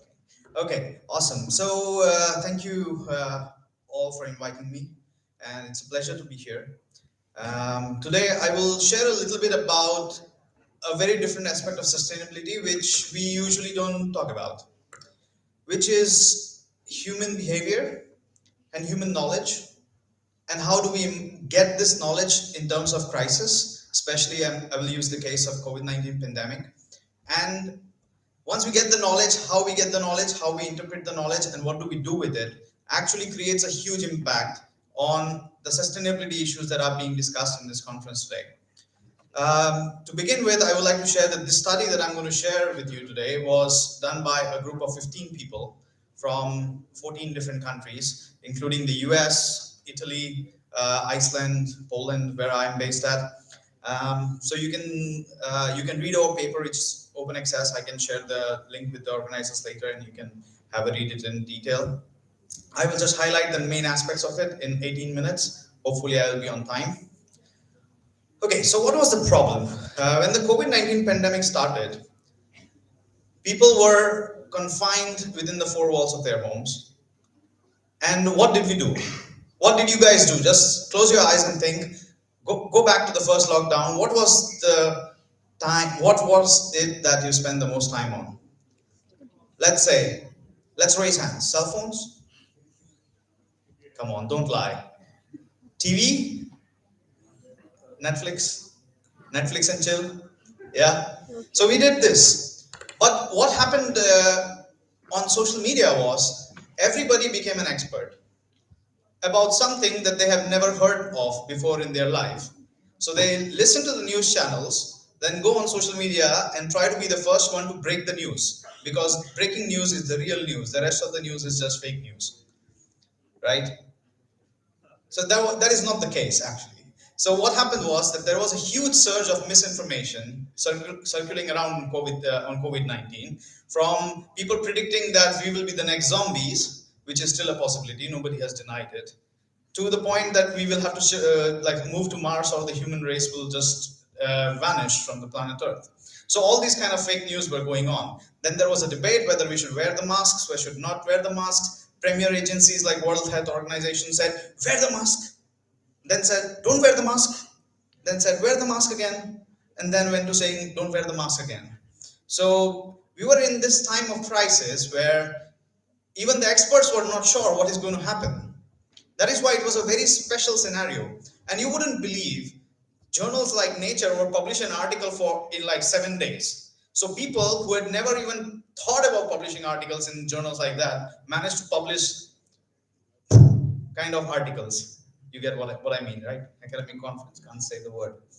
So what we noticed was that not just researchers, but agencies or security agencies like Europol, like European police, which monitor this kind of surge in misinformation, or the activities which are connected with misinformation, they kind of started to give out news or fake news alerts. And there was a point where we were basically considering that fake news is actually a bigger pandemic than the COVID-19 pandemic itself, which is actually true, because now we are at the end of COVID-19 pandemic, hopefully. Yesterday, I came from Europe, and nobody asked me for a RT-PCR test. Nobody asked me for a vaccination certificate. So that means like we are almost at the end of the pandemic, but the fake news pandemic has actually doubled since 2020. So we are in terms that, okay, this is world needs to take unprecedented action. This was in Visgard Insight. Visgard is like the country of the combination of Poland, Slovakia, Slovenia, and one more, sorry, I forgot. So, and BBC and Visgard Insight and these organizations basically alerted researchers and policymakers that we need to do something about COVID-19 pandemic fake news rather than doing about the pandemic itself as well. So what did we do? We were thinking. We got 4 of us sat down on a Zoom call. Of course, like Zoom was something new to us. We took some time to set it up. So we sat down on a Zoom call and we wanted to do some research about COVID-19, but we didn't want to just write something theoretical, but we wanted to go out and measure something from the world and then show the results of some empirical study, which was very difficult because we wanted to capture. It's like taking a photo shot of the of this room right now, but you don't have a camera. So you need to find out where the camera is, or you need to build a camera right now with the resources that you have. So within 3 days, we built a survey instrument which had 76 variables. It's like ask any researcher who does surveys, building a survey instrument takes anywhere between 2 to 3 months, and we did it in 3 days. Because of which there were a lot of mistakes that we made, of course, which I will point out. So what we were basically trying to look at was we looked at the source of what are the sources of information from which people are getting the information about COVID. How do they perceive the source of information itself? Whether I look at Facebook, whether I look at that information as credible, or whether I look at it as non-credible, or whether I look at it with a question mark saying I'm not sure, right? So we were looking at the source of information, and then we were trying to understand what is that source of information doing to the people in terms of giving them knowledge, and then looking at the outcome of the knowledge that they gained and looking at their opinion about the pandemic itself and what behaviors come out of it. So there were 2 research questions. One about the information sources, their perceived credibility, and people's stance on the information, their impact on the knowledge, and the second, how is this knowledge associated with the behavior and opinion, as I depicted graphically in the previous slide. So there was a construct that we built, which was called CPK, COVID-19 Perceived Knowledge Index. And it was formed of 25 different variables. And these 25 different variables were in form of 25 different questions that we asked to the survey participants. It was about understanding whether they know what is COVID or not. Okay, so it had basically 3 modules. The first one was about the general knowledge, where we were asking them whether you know what is a coronavirus, do you know what is a COVID-19, what is a disease, and so on. Do you know that it belongs to a group of viruses? This is not the first coronavirus that we have seen, but this is SARS-CoV-2, so it's a second variant of the coronavirus that we have seen, and so on. The second one was about knowledge regarding the prevention. So here we asked them about whether we should do social distancing, whether we should wear masks, for example. Now here I said we made a lot of mistakes. Like one of these questions, actually this was 26 variables, but we dropped this question about the masks because when we started the survey, WHO was saying we should wear the mask. And by the time we reached like in the first week of the survey, and we had say about 5,000 responses already, then WHO said, you don't need to wear the mask. And then again, by the end of the survey, you need to wear the mask. So we couldn't take this variable because it will introduce bias. And then the third one was about the myths and the facts about COVID-19. And all of these 25 questions basically were the myth busters that was put on WHO's website. So we consider WHO, the World Health Organization, as the reference frame for our research. Then we built this model. I know it might look a lot, but I will simplify it really in a very simple language. So this was just to depict that there was CPK was on the center and predictors of CPK on the left hand side and the outcomes of the perceived knowledge on the right hand side. I will magnify a little. So on if you look at the first predictor was about the social media multitasking. Have you ever heard about the word social media multitasking? If you're doing marketing research, if you are doing anything regarding information channels, you should know this word called social media multitasking. What it basically means is that every social media user usually uses more than one platform. So if you want to reach them, you need to have a multi-channel policy rather than a single channel policy. And this same cheese is applied by fake news, people who are basically circulating fake news, to also reach to us. Then we had the other one, which was the use of various social media and the perceived credibility. So what was perceived credibility? If I get something from Facebook, if I get, say, some news from Facebook, whether I perceive that news as credible, whether I perceive that news as non-credible, or whether I have no opinion about it. So what happens is when I perceive something as credible, then I trust it and my knowledge or my behavior can be affected by it. But if I trust it as non-credible, then what I do is I go to another social media or another source of information, and then I try to like correlate whether both the information are the same or not. If both information are the same, then probably my behavior or opinion would be affected by it. But if they are different, then probably it would have no significant effect, which I will show you in the results. And then the third one was the COVID-19 cases in the country where the respondent was, and the global number of cases. Now, this is one of the most interesting results that we have. So I will not do the spoiler right now, but at a later stage when I'm showing you the results. On the other side of CPK, so once we know between, say, on a scale of 1 to 100, what is your COVID-19 perceived knowledge index, then we can determine these variables on the right side, whether you would practice social distancing behavior or not, or whether you will help somebody who is who's COVID-19 positive, for example, or advise the government if you are required to, and so on. Okay, so data collection. So it was just quickly I will go through what we did, like a method, so that if you want to do something in the future like this, you could.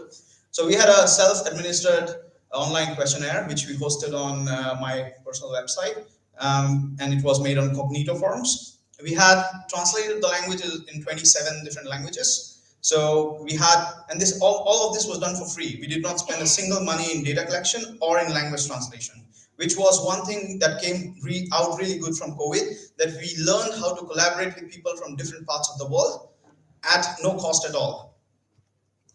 There were 76 mandatory questions, 15 additional questions, so you could see that the questionnaire was long. It would take like 35 to 45 minutes to fill up the questionnaire. So we were like really hopeful that we will get about 200-300 responses. And we were just worried how we will use those 200-300 responses, because we were targeting the global internet users. So if we receive like 300 responses from 50 countries, I don't think any editor would be interested in that kind of things. And there were 2 open-ended questions which we have actually not yet used. And you would be surprised that after doing this 76 plus 15 questions, people actually wrote half pages of text as the opinion. So they were like so frustrated, and they needed this point of letting go, or expressing themselves, that we still have this text which we are using machine learning to interpret, and we will see what will be the outcomes of that.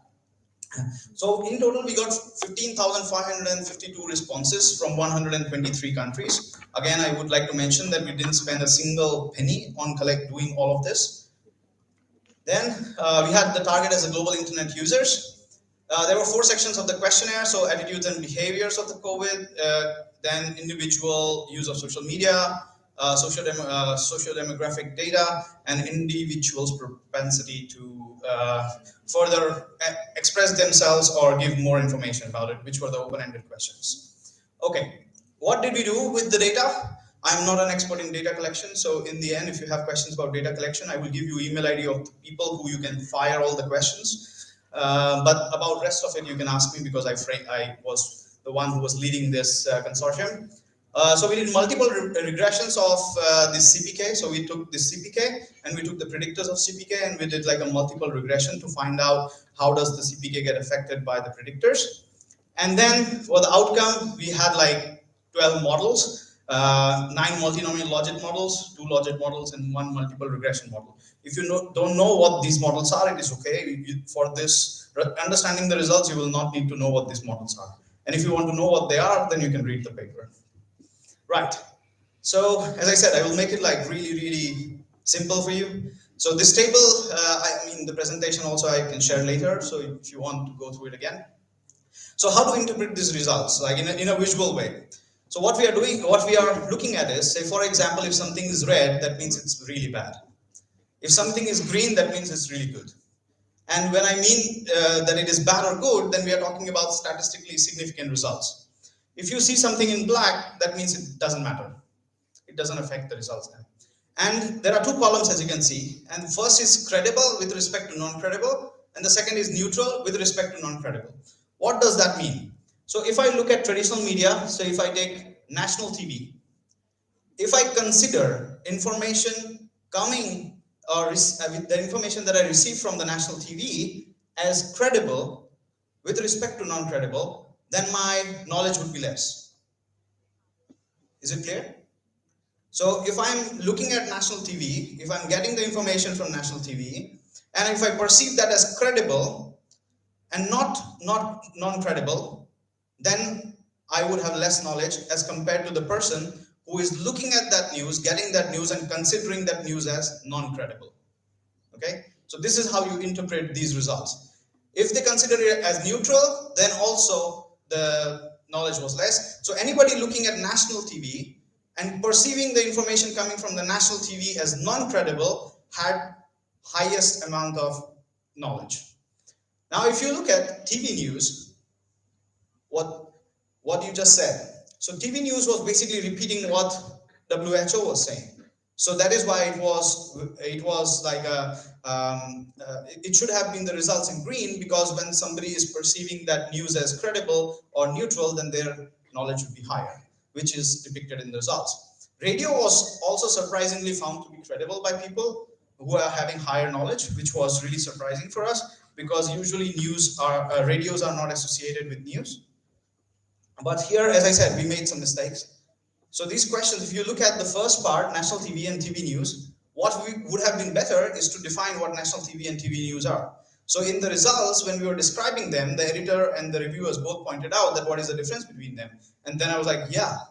When I was putting the options, I was interpreting for myself that TV news means private TV channels and national TV means government news channels. So probably if you would have taken more time to develop the questionnaire, then this would have been done in second or third pre-test that we would have done. But nobody picked it out in the first pre-test, so we just had to go with it, right? So if you look at in the hindsight, that scientifically these two results, the first two results, are not as not something that can be generalized, because there is a bias in it, which we also mentioned in the paper.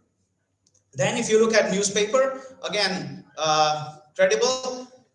Now, the question is that why is newspaper so credible? Because they have stringent guidelines to follow. So once you publish something and it is something wrong, they have to apologize and they have to print the corrected news. So that is why newspapers were still effective in terms of giving the news. But if you look at friends, family, and colleague, the more discussions you had with friends, family, and colleagues and trusted them, the less knowledge you had about COVID. Yeah, I can see. Yeah. Then social media, do you see all the red marks here? Yeah. So the more you are active on social media and looking for news, the less knowledge you had about COVID. Then it gets interesting. Now we talked about Reddit. Have you heard about Reddit? What is Reddit? It's like a place where anybody could go and ask a question, and usually people who are very engaged with certain topics go and answer your questions. It could be anything from asking what should be a code in LaTeX that you should write for building a table, to, oh my God, my girlfriend left me, what should I do? So like extreme ends of both ends can be found on Reddit. So as you can see, because experts are there, you can get proper knowledge. So Reddit is a good platform to ask questions. But if you see that people who are considering LinkedIn as a source of information and they did not have an opinion about the authenticity of the information, they were still credible. So LinkedIn is a really good place where you can actually have intellectual discussions. Now, if you look at official sources in terms of family doctors, you see, have a question about why you are having loose motions, ask your family doctor, not Google. Then government websites were found to be neutral, so they didn't have any effect on the knowledge. Whereas WHO website, which was intuitive because we took it as a source, so anybody having a good knowledge was directly, associated with that. Search engines, you can see how maybe it was statistically so negative to the COVID-19 knowledge that people had. So search engines are not a good way of finding it. If you know what ChatGPT is, and if you use it to write your assignments, please be aware that the database is only till 2021. Okay, so as a teacher, I can know that you have used ChatGPT for the teachers. Okay, now going to multitasking. If people were using multiple channels, they had more knowledge about COVID-19. Frequency of checking posts. So if you spend more time, probably you will end up getting the right information. If you look at adopting suspicious behavior. So if you look at any news and you say, oh, this might be right or be wrong, then you will end up having the right knowledge.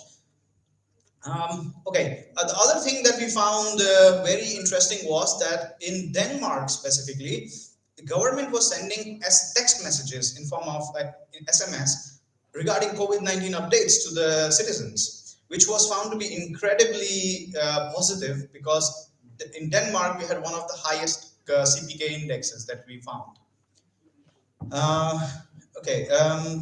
I have that good results here. Okay, I said that number of national cases and number of global cases had a very interesting result. So what we found basically, if you see these results, number of national cases and number of 19 cases in the country of residence and number of global cases. So if you combine these three results, what it basically tells is that if the fire is in my house, I'm worried, but if my neighbor is getting burned, I don't care. So, or the world is, if the world is catching fire, but my country is safe, I don't care what's happening in the world. That is what basically happened. So, if the number of COVID-19 cases were increasing in the world, but in my country it was stable, I didn't care to know what COVID-19 is. But as soon as the COVID-19 cases in my country spiked, I was like, oh no, I need to know what is happening. And we adopted a very interesting methodology to know this, that every individual respondent had a date registered to it. So their result of every individual respondent was coincided or associated with the number of COVID-19 cases in their country of residence, and global number of cases on the day before they answered the survey. So the survey went on for 21 days. So we had this database of almost 15,000 15,000 respondents, which we had to associate with the COVID-19 cases for 21 days. So it was a lot of work of setting up the database. The educational level, of course, the PhDs always have more knowledge about everything. That is what they think, at least. That's what I think, at least. But here in this kind of survey, it is found to be true. There is one more interesting thing, that people who were between the age of 36 to 45, as compared to the younger population, had higher knowledge of COVID-19. Can somebody guess why could that be? Social media what? No, it is about, if you look at 36 to 45, they are not more active on Facebook and Instagram. But if you look at 18 to 25, Instagram and Facebook are the major platforms that are being used. So there is also, the age group difference can also determine in terms of what social media you're using.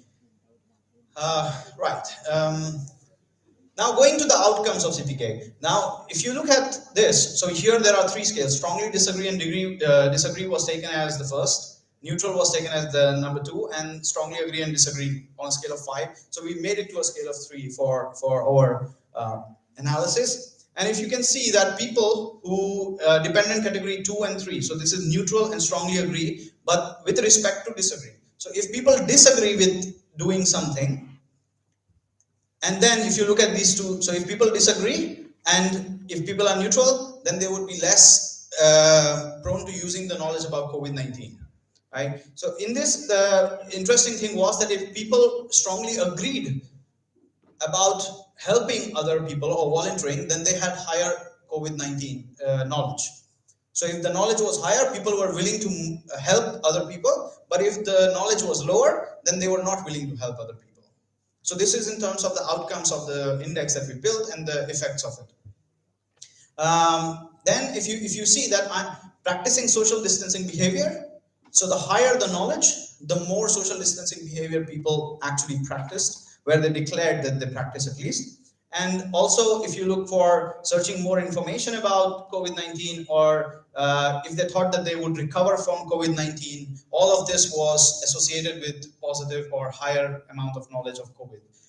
And the government posing travel bans, this was a very big debate in the scientific community and all policymakers, that should we actually go down to that level. When we imposed the lockdown, there was a question mark whether it is against the human rights, or whether we should be doing this, or we should be like finding another scientific solution to it. But if you see that if people who agreed with it were the ones who had knowledge about it, and at that point of time we did not have any solution to immediately curb the pandemic. So it was one of the decisions that could be taken, the best option available on the table.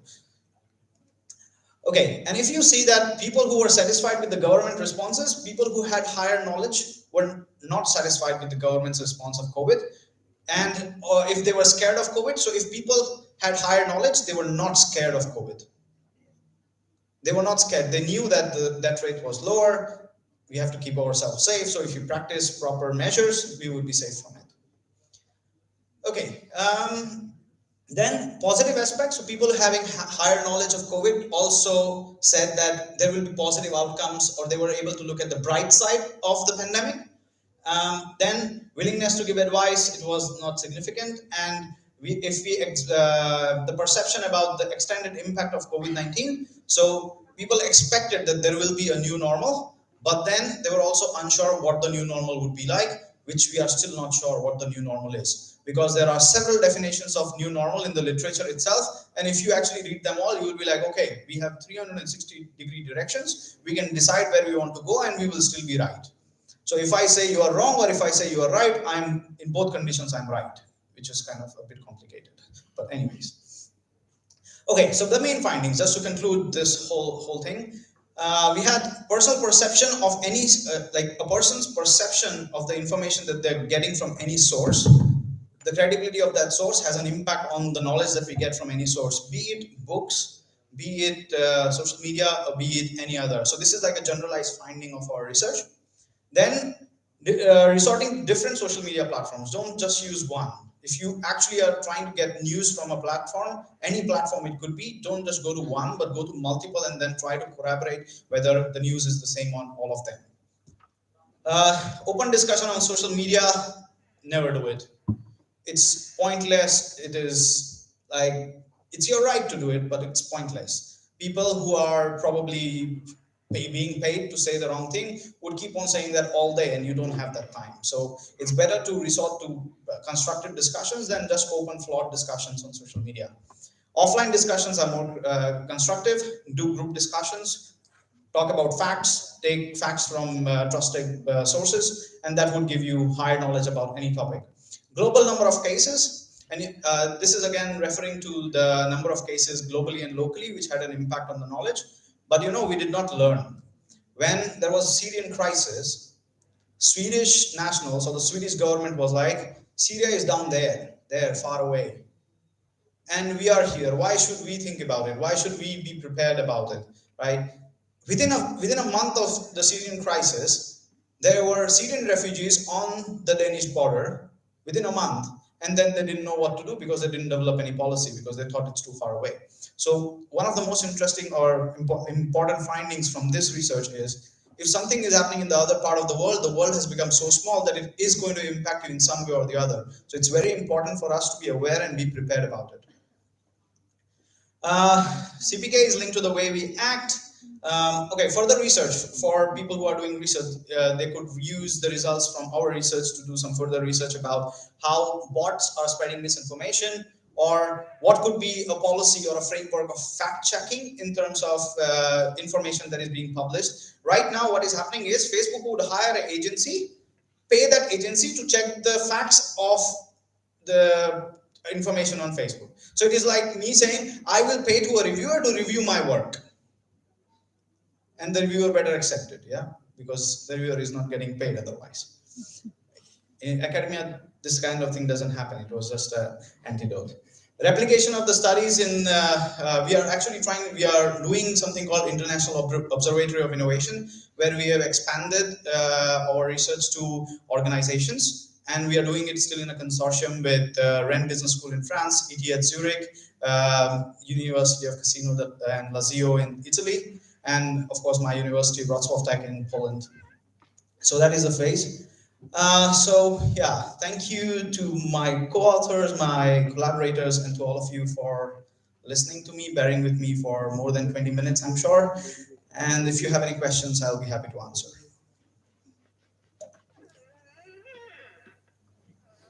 That's it, I go home.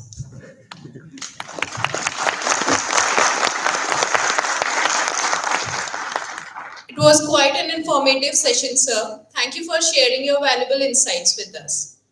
Thank you. As Professor Prateek Sharma has to leave due to his busy schedule, I request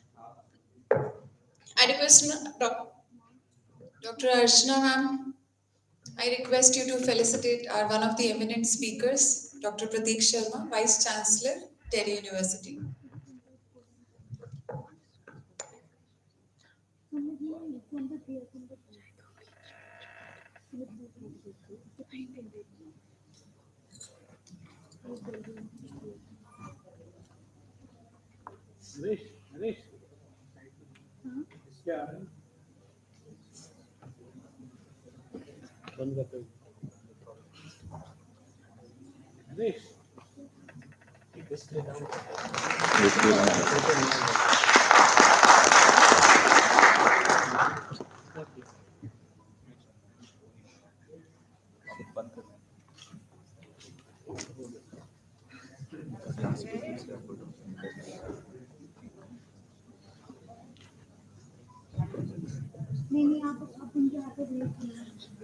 Thank you, sir. It was a pleasure having you.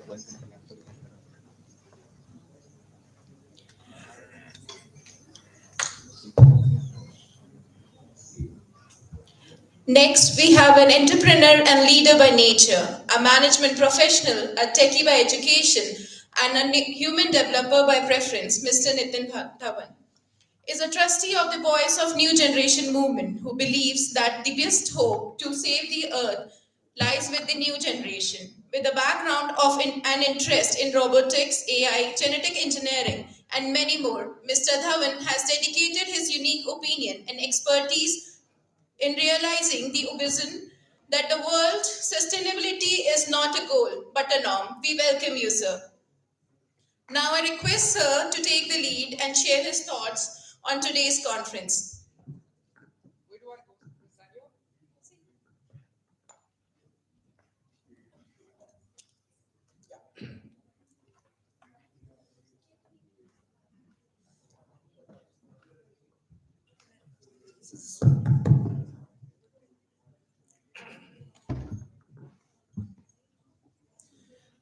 Thank you, Dr. Sonal, for having me here. Welcome everyone who's here.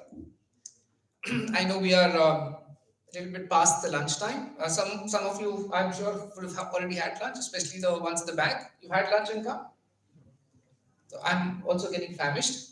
So, but what I want to emphasize is that this particular session is going to be life-changing, especially for the students, and perspective changing for a lot of the faculty members.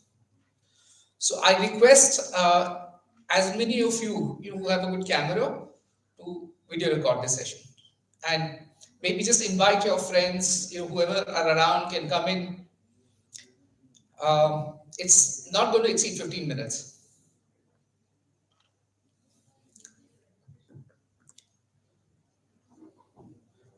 Okay, so we've been talking about climate crisis. At the same time, we're also talking about digitalization and the benefits of digitalization towards sustainability. But what I'm talking about here is something a bit different. It's called the double whammy of artificial intelligence and climate crisis. How many of you are actually familiar with the crisis, the climate crisis?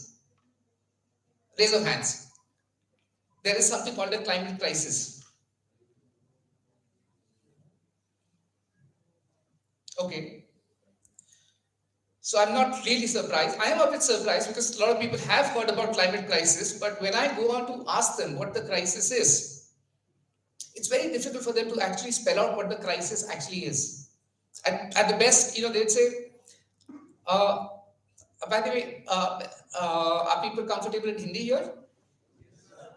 Okay, because I'm going to keep changing it to Hindi. So a lot of people come back and say, temperature बढ़ रहा है.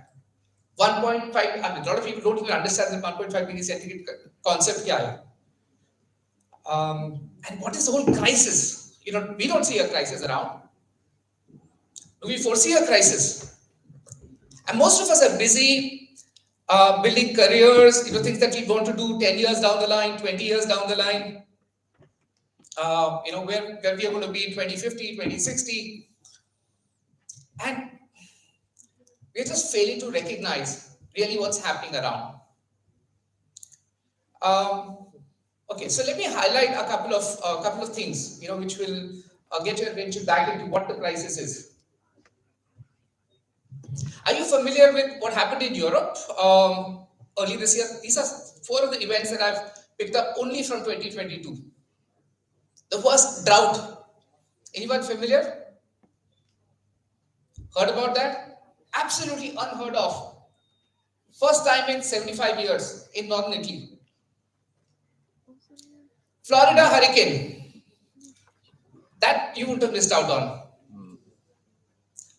People said once in a 500 years event in Florida. You heard about that? Hota rehta hai US mein? What was the big deal? You know what happened in Buffalo just a couple of months back? You know where Buffalo is? New York. The New York state of New York. What happened there? Anybody knows? People got frozen sitting in the cars.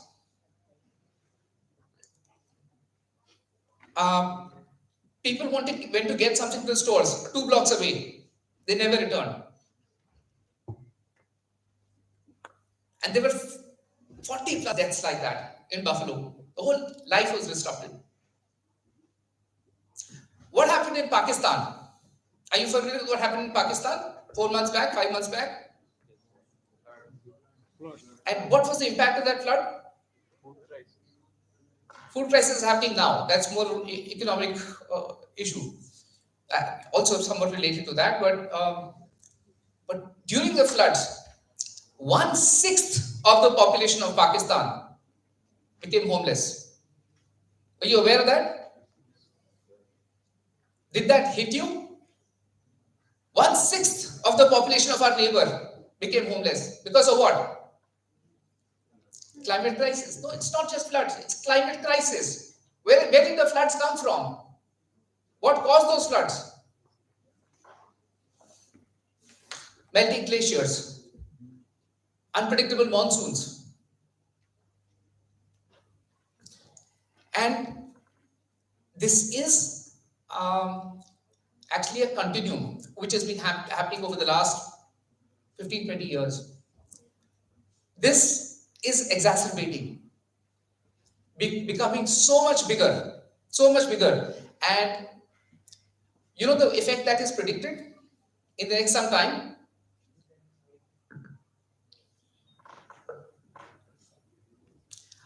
A lot of the planet is going to become unlivable.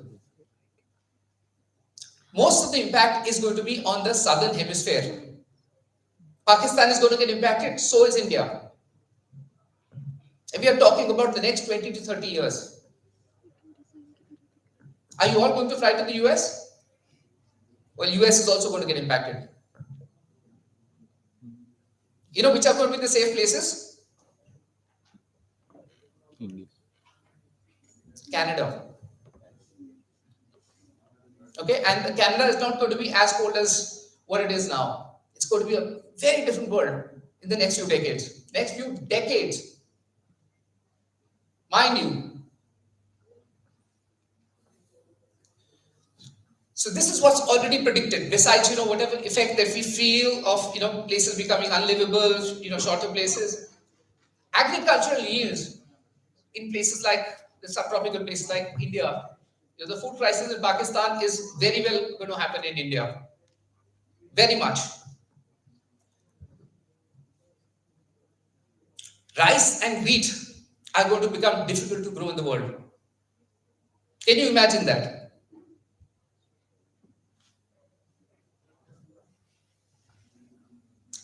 And population that experiences drought, what happens to their mental makeup? Because it's not hitting home, even though it's hit our neighbors. none of us are familiar with the concept of climate crisis.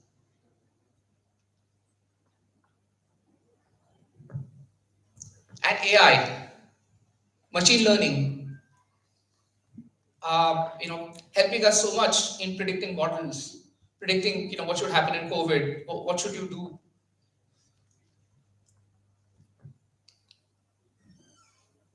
They say it's in its infancy. That they said that about 5 years back.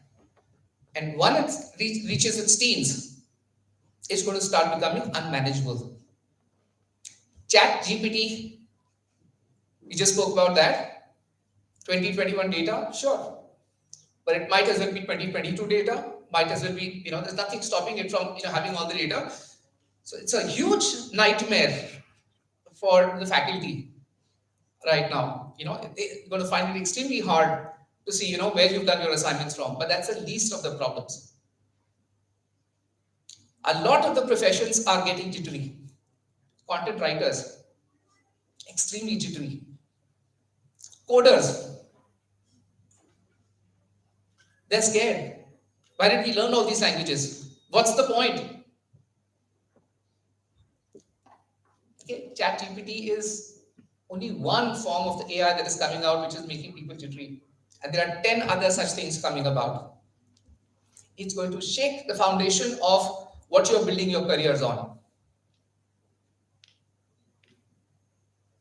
Can you name one career that you feel is safe 10 years down the line? One career. One career line. Partly, yes. But why? Absolutely. But you don't want to become a nurse, do you? So tell me one of the careers that you're targeting that you feel is going to be safe.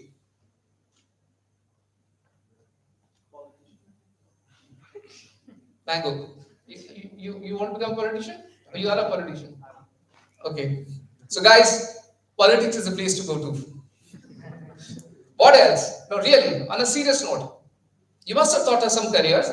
You must have thought of, this is what we want to do 10 years, like this is what I want to grow my career into. Is it HR? Economist? You are all management students, right? Or engineering as well? Okay, so what careers? Financial analyst? Marketing guru?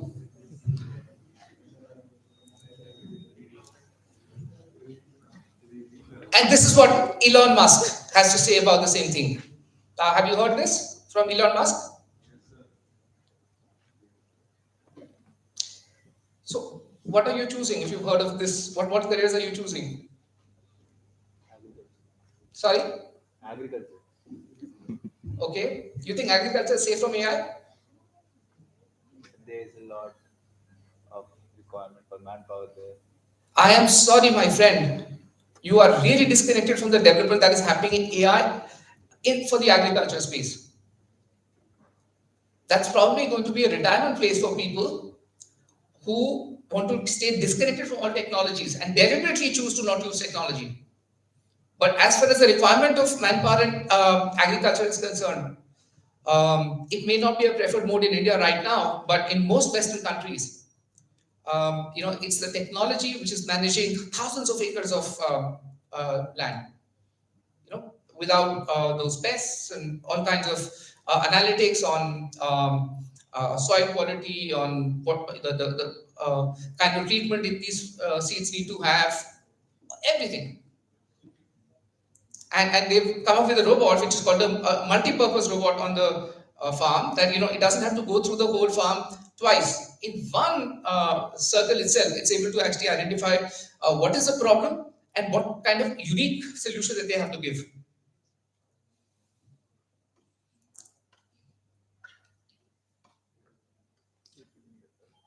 What we are going to be facing, people, is huge amount of unemployment and huge amount of uncertainty in the very near future. World Economic Forum, Davos, what are their top two short-term risks that they've identified. Anybody knows? Anybody following that? It's in the news almost every day. Top 2 risks.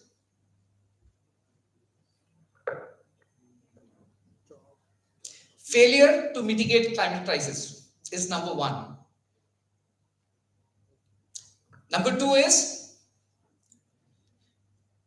failure to build climate resilient infrastructure. Climate crisis is a given. The impact is going to happen.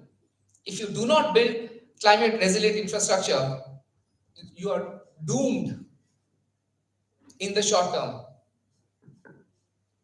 And my dear management friends, you've got to know about all this. You're going to be leaders. I mean, if you're not familiar with what's going to happen to the world in the next 10 years, 20 years, you can't lead. And AI, that's already going to take a lot of jobs away. So what are you supposed to do? Which country in the world is safe from this? How do you solve these problems? Whose fault is it? The whole climate crisis, whose fault is it? Whose fault is whatever is happening with AI? Who should solve it? We humans? Which country in particular? Or countries?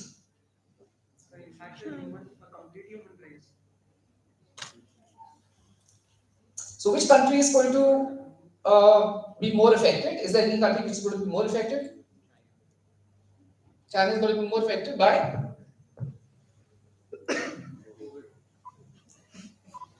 Okay, nice guess.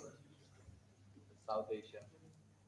Even India would be more affected because we are having randomly increasing numbers of daily users of it, of the technology, which would be impacting a lot on our future generations.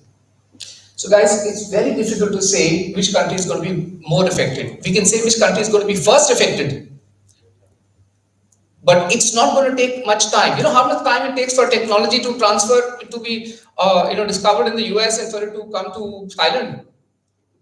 How long does it take?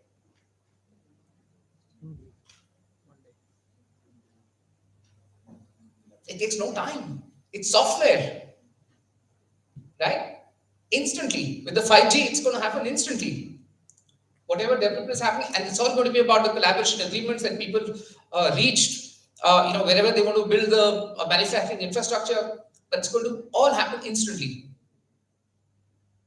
And how much it gets adopted, yes, there are going to be. So when are we going to get driverless cars? Like when are they going to become norms?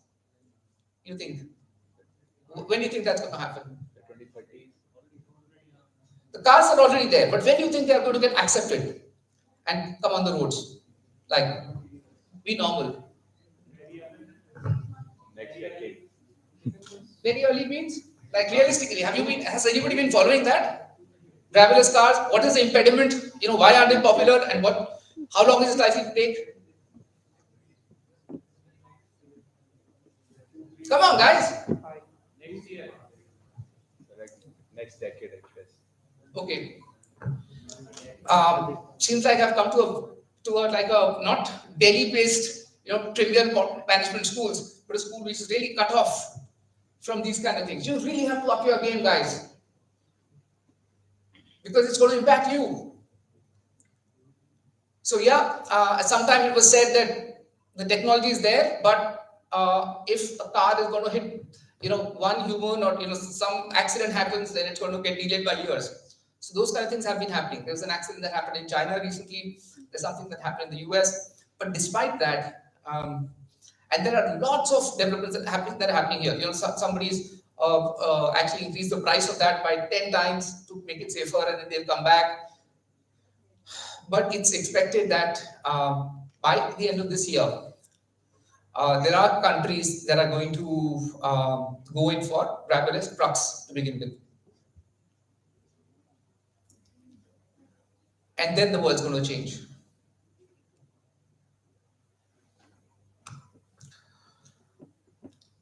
So what do we do? I mean, do you feel some uncertainty? What are we going to do? Without jobs, without a place to live? Are you feeling it? No, I'm not doing a good job.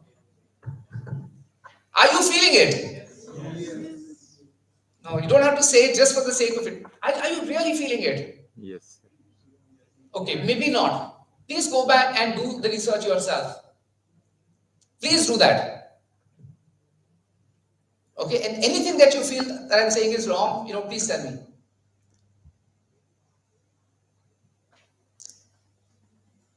So what's the way forward? How do you sort of take this on, this double whammy?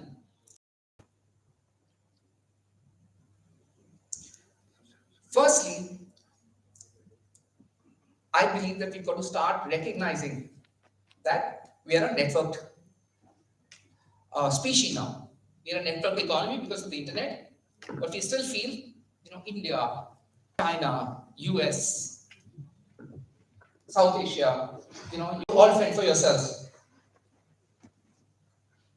We will not be able to solve or address these challenges until we come together and really start working and collaborating and solving these problems together. If we can't be solving this, we can't address this individually. We don't have the solutions. But once we start to recognize really, the number of scientists that are coming in this space of climate crisis, they are increasing, and there is some hope that's starting to emerge because of that. A lot of scientists in the space field, a lot of NASA scientists are coming, a lot of the top scientists in quantum physics, are coming into studying climate crisis. We all have got to work together in trying to address these challenges. That's my appeal also to the academia to look at, to really inspire the students to look at these fields, to go deeper into this, to encourage a lot of collaboration with institutions worldwide. Work together. Right now there's a hesitation. A lot of us there's a hesitation to collaborate with international students. It's just got to disappear. We've got to work together. There is no other way. Yeah, and that's for both artificial intelligence, what to do, where to get to, and climate crisis as well. And for AI, what's absolutely certain is that if we have to take on the machines, we've got to be at the top of our game. We cannot be average and survive. So please do not take careers because they seem to be doing well. At least gun for careers that come naturally to you, that you can excel in. Because everything that seems to be doing well is under risk.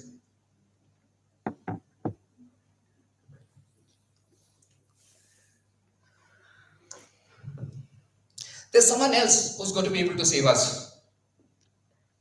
Sea turtle? Okay. So like I asked you in the beginning, who are familiar about the climate crisis? 2 people raised their hands. Most other people didn't even know about this. And that's the case of most of the people that I come across, this generation. Even people who are working in the climate space, environment space, most of them are actually not aware of the gravity of the situation or what's being done or what needs to be done. They are just not aware. They're all building careers. So, who's going to save us? How much ever I might tell you to start looking at this, you're still going to be worried about your careers. Your parents are not going to care about all these kind of issues. So, where is this going to start? So, this is going to happen through the new generation.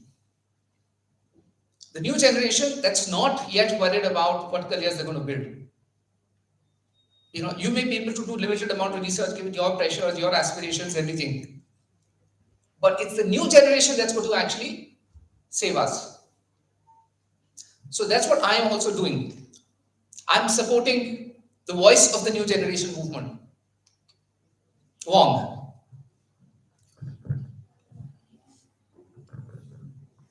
Okay, which is about inspiring and motivating the new generation to build a deeper understanding of the global social issues and giving them platforms through which they can influence the attitudes and behavior of the society.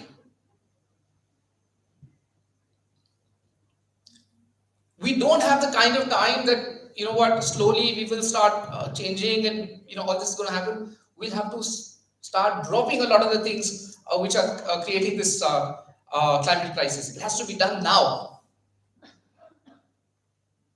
And most of us cannot be taught why it should be done. We have to be enforced. We have to be told. How many of you have heard of Greta Thunberg?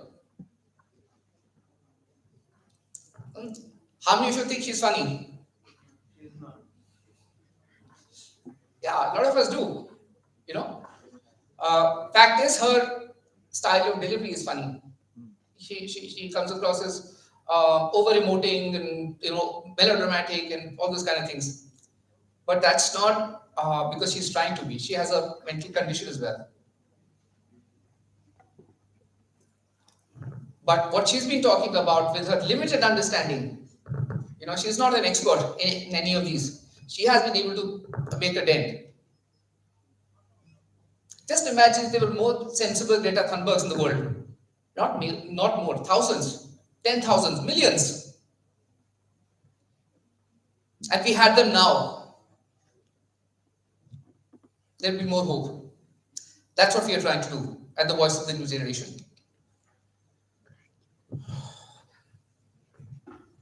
So thank you very much. My request to the academia is to encourage more and more of interdisciplinary global collaborations and also to empower the new generation.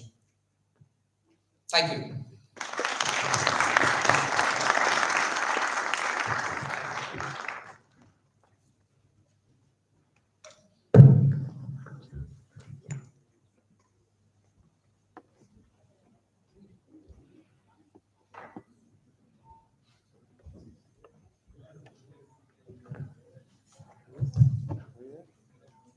It was quite insightful, sir. Thank you for acknowledging us with such recent facts and information and bringing in this movement.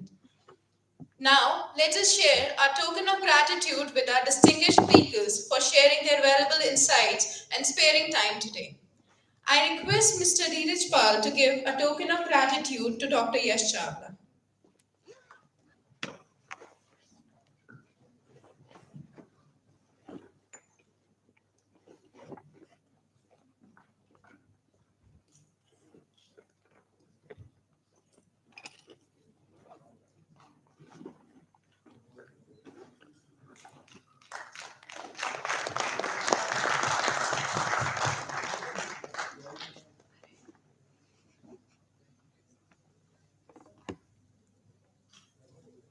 Thank you, sir. Now I request Dr. Shikha and Khera to give a token of gratitude to Mr. Nitin Dhawan.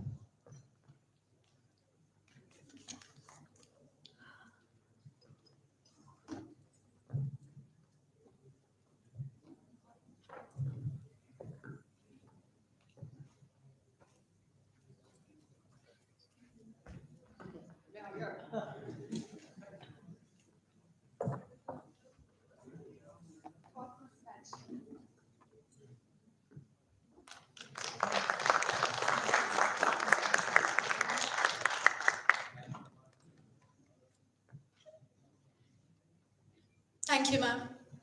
I thank our keynote speakers, distinguished speakers, for sparing their time, and I'm sure participants must have received a lot of valuable insights provided by our keynote speakers that solves the appetite for intellectual satisfaction. Now, I request all the dignitaries, participants, guests, and faculty members to proceed for lunch outside the auditorium. Thank you.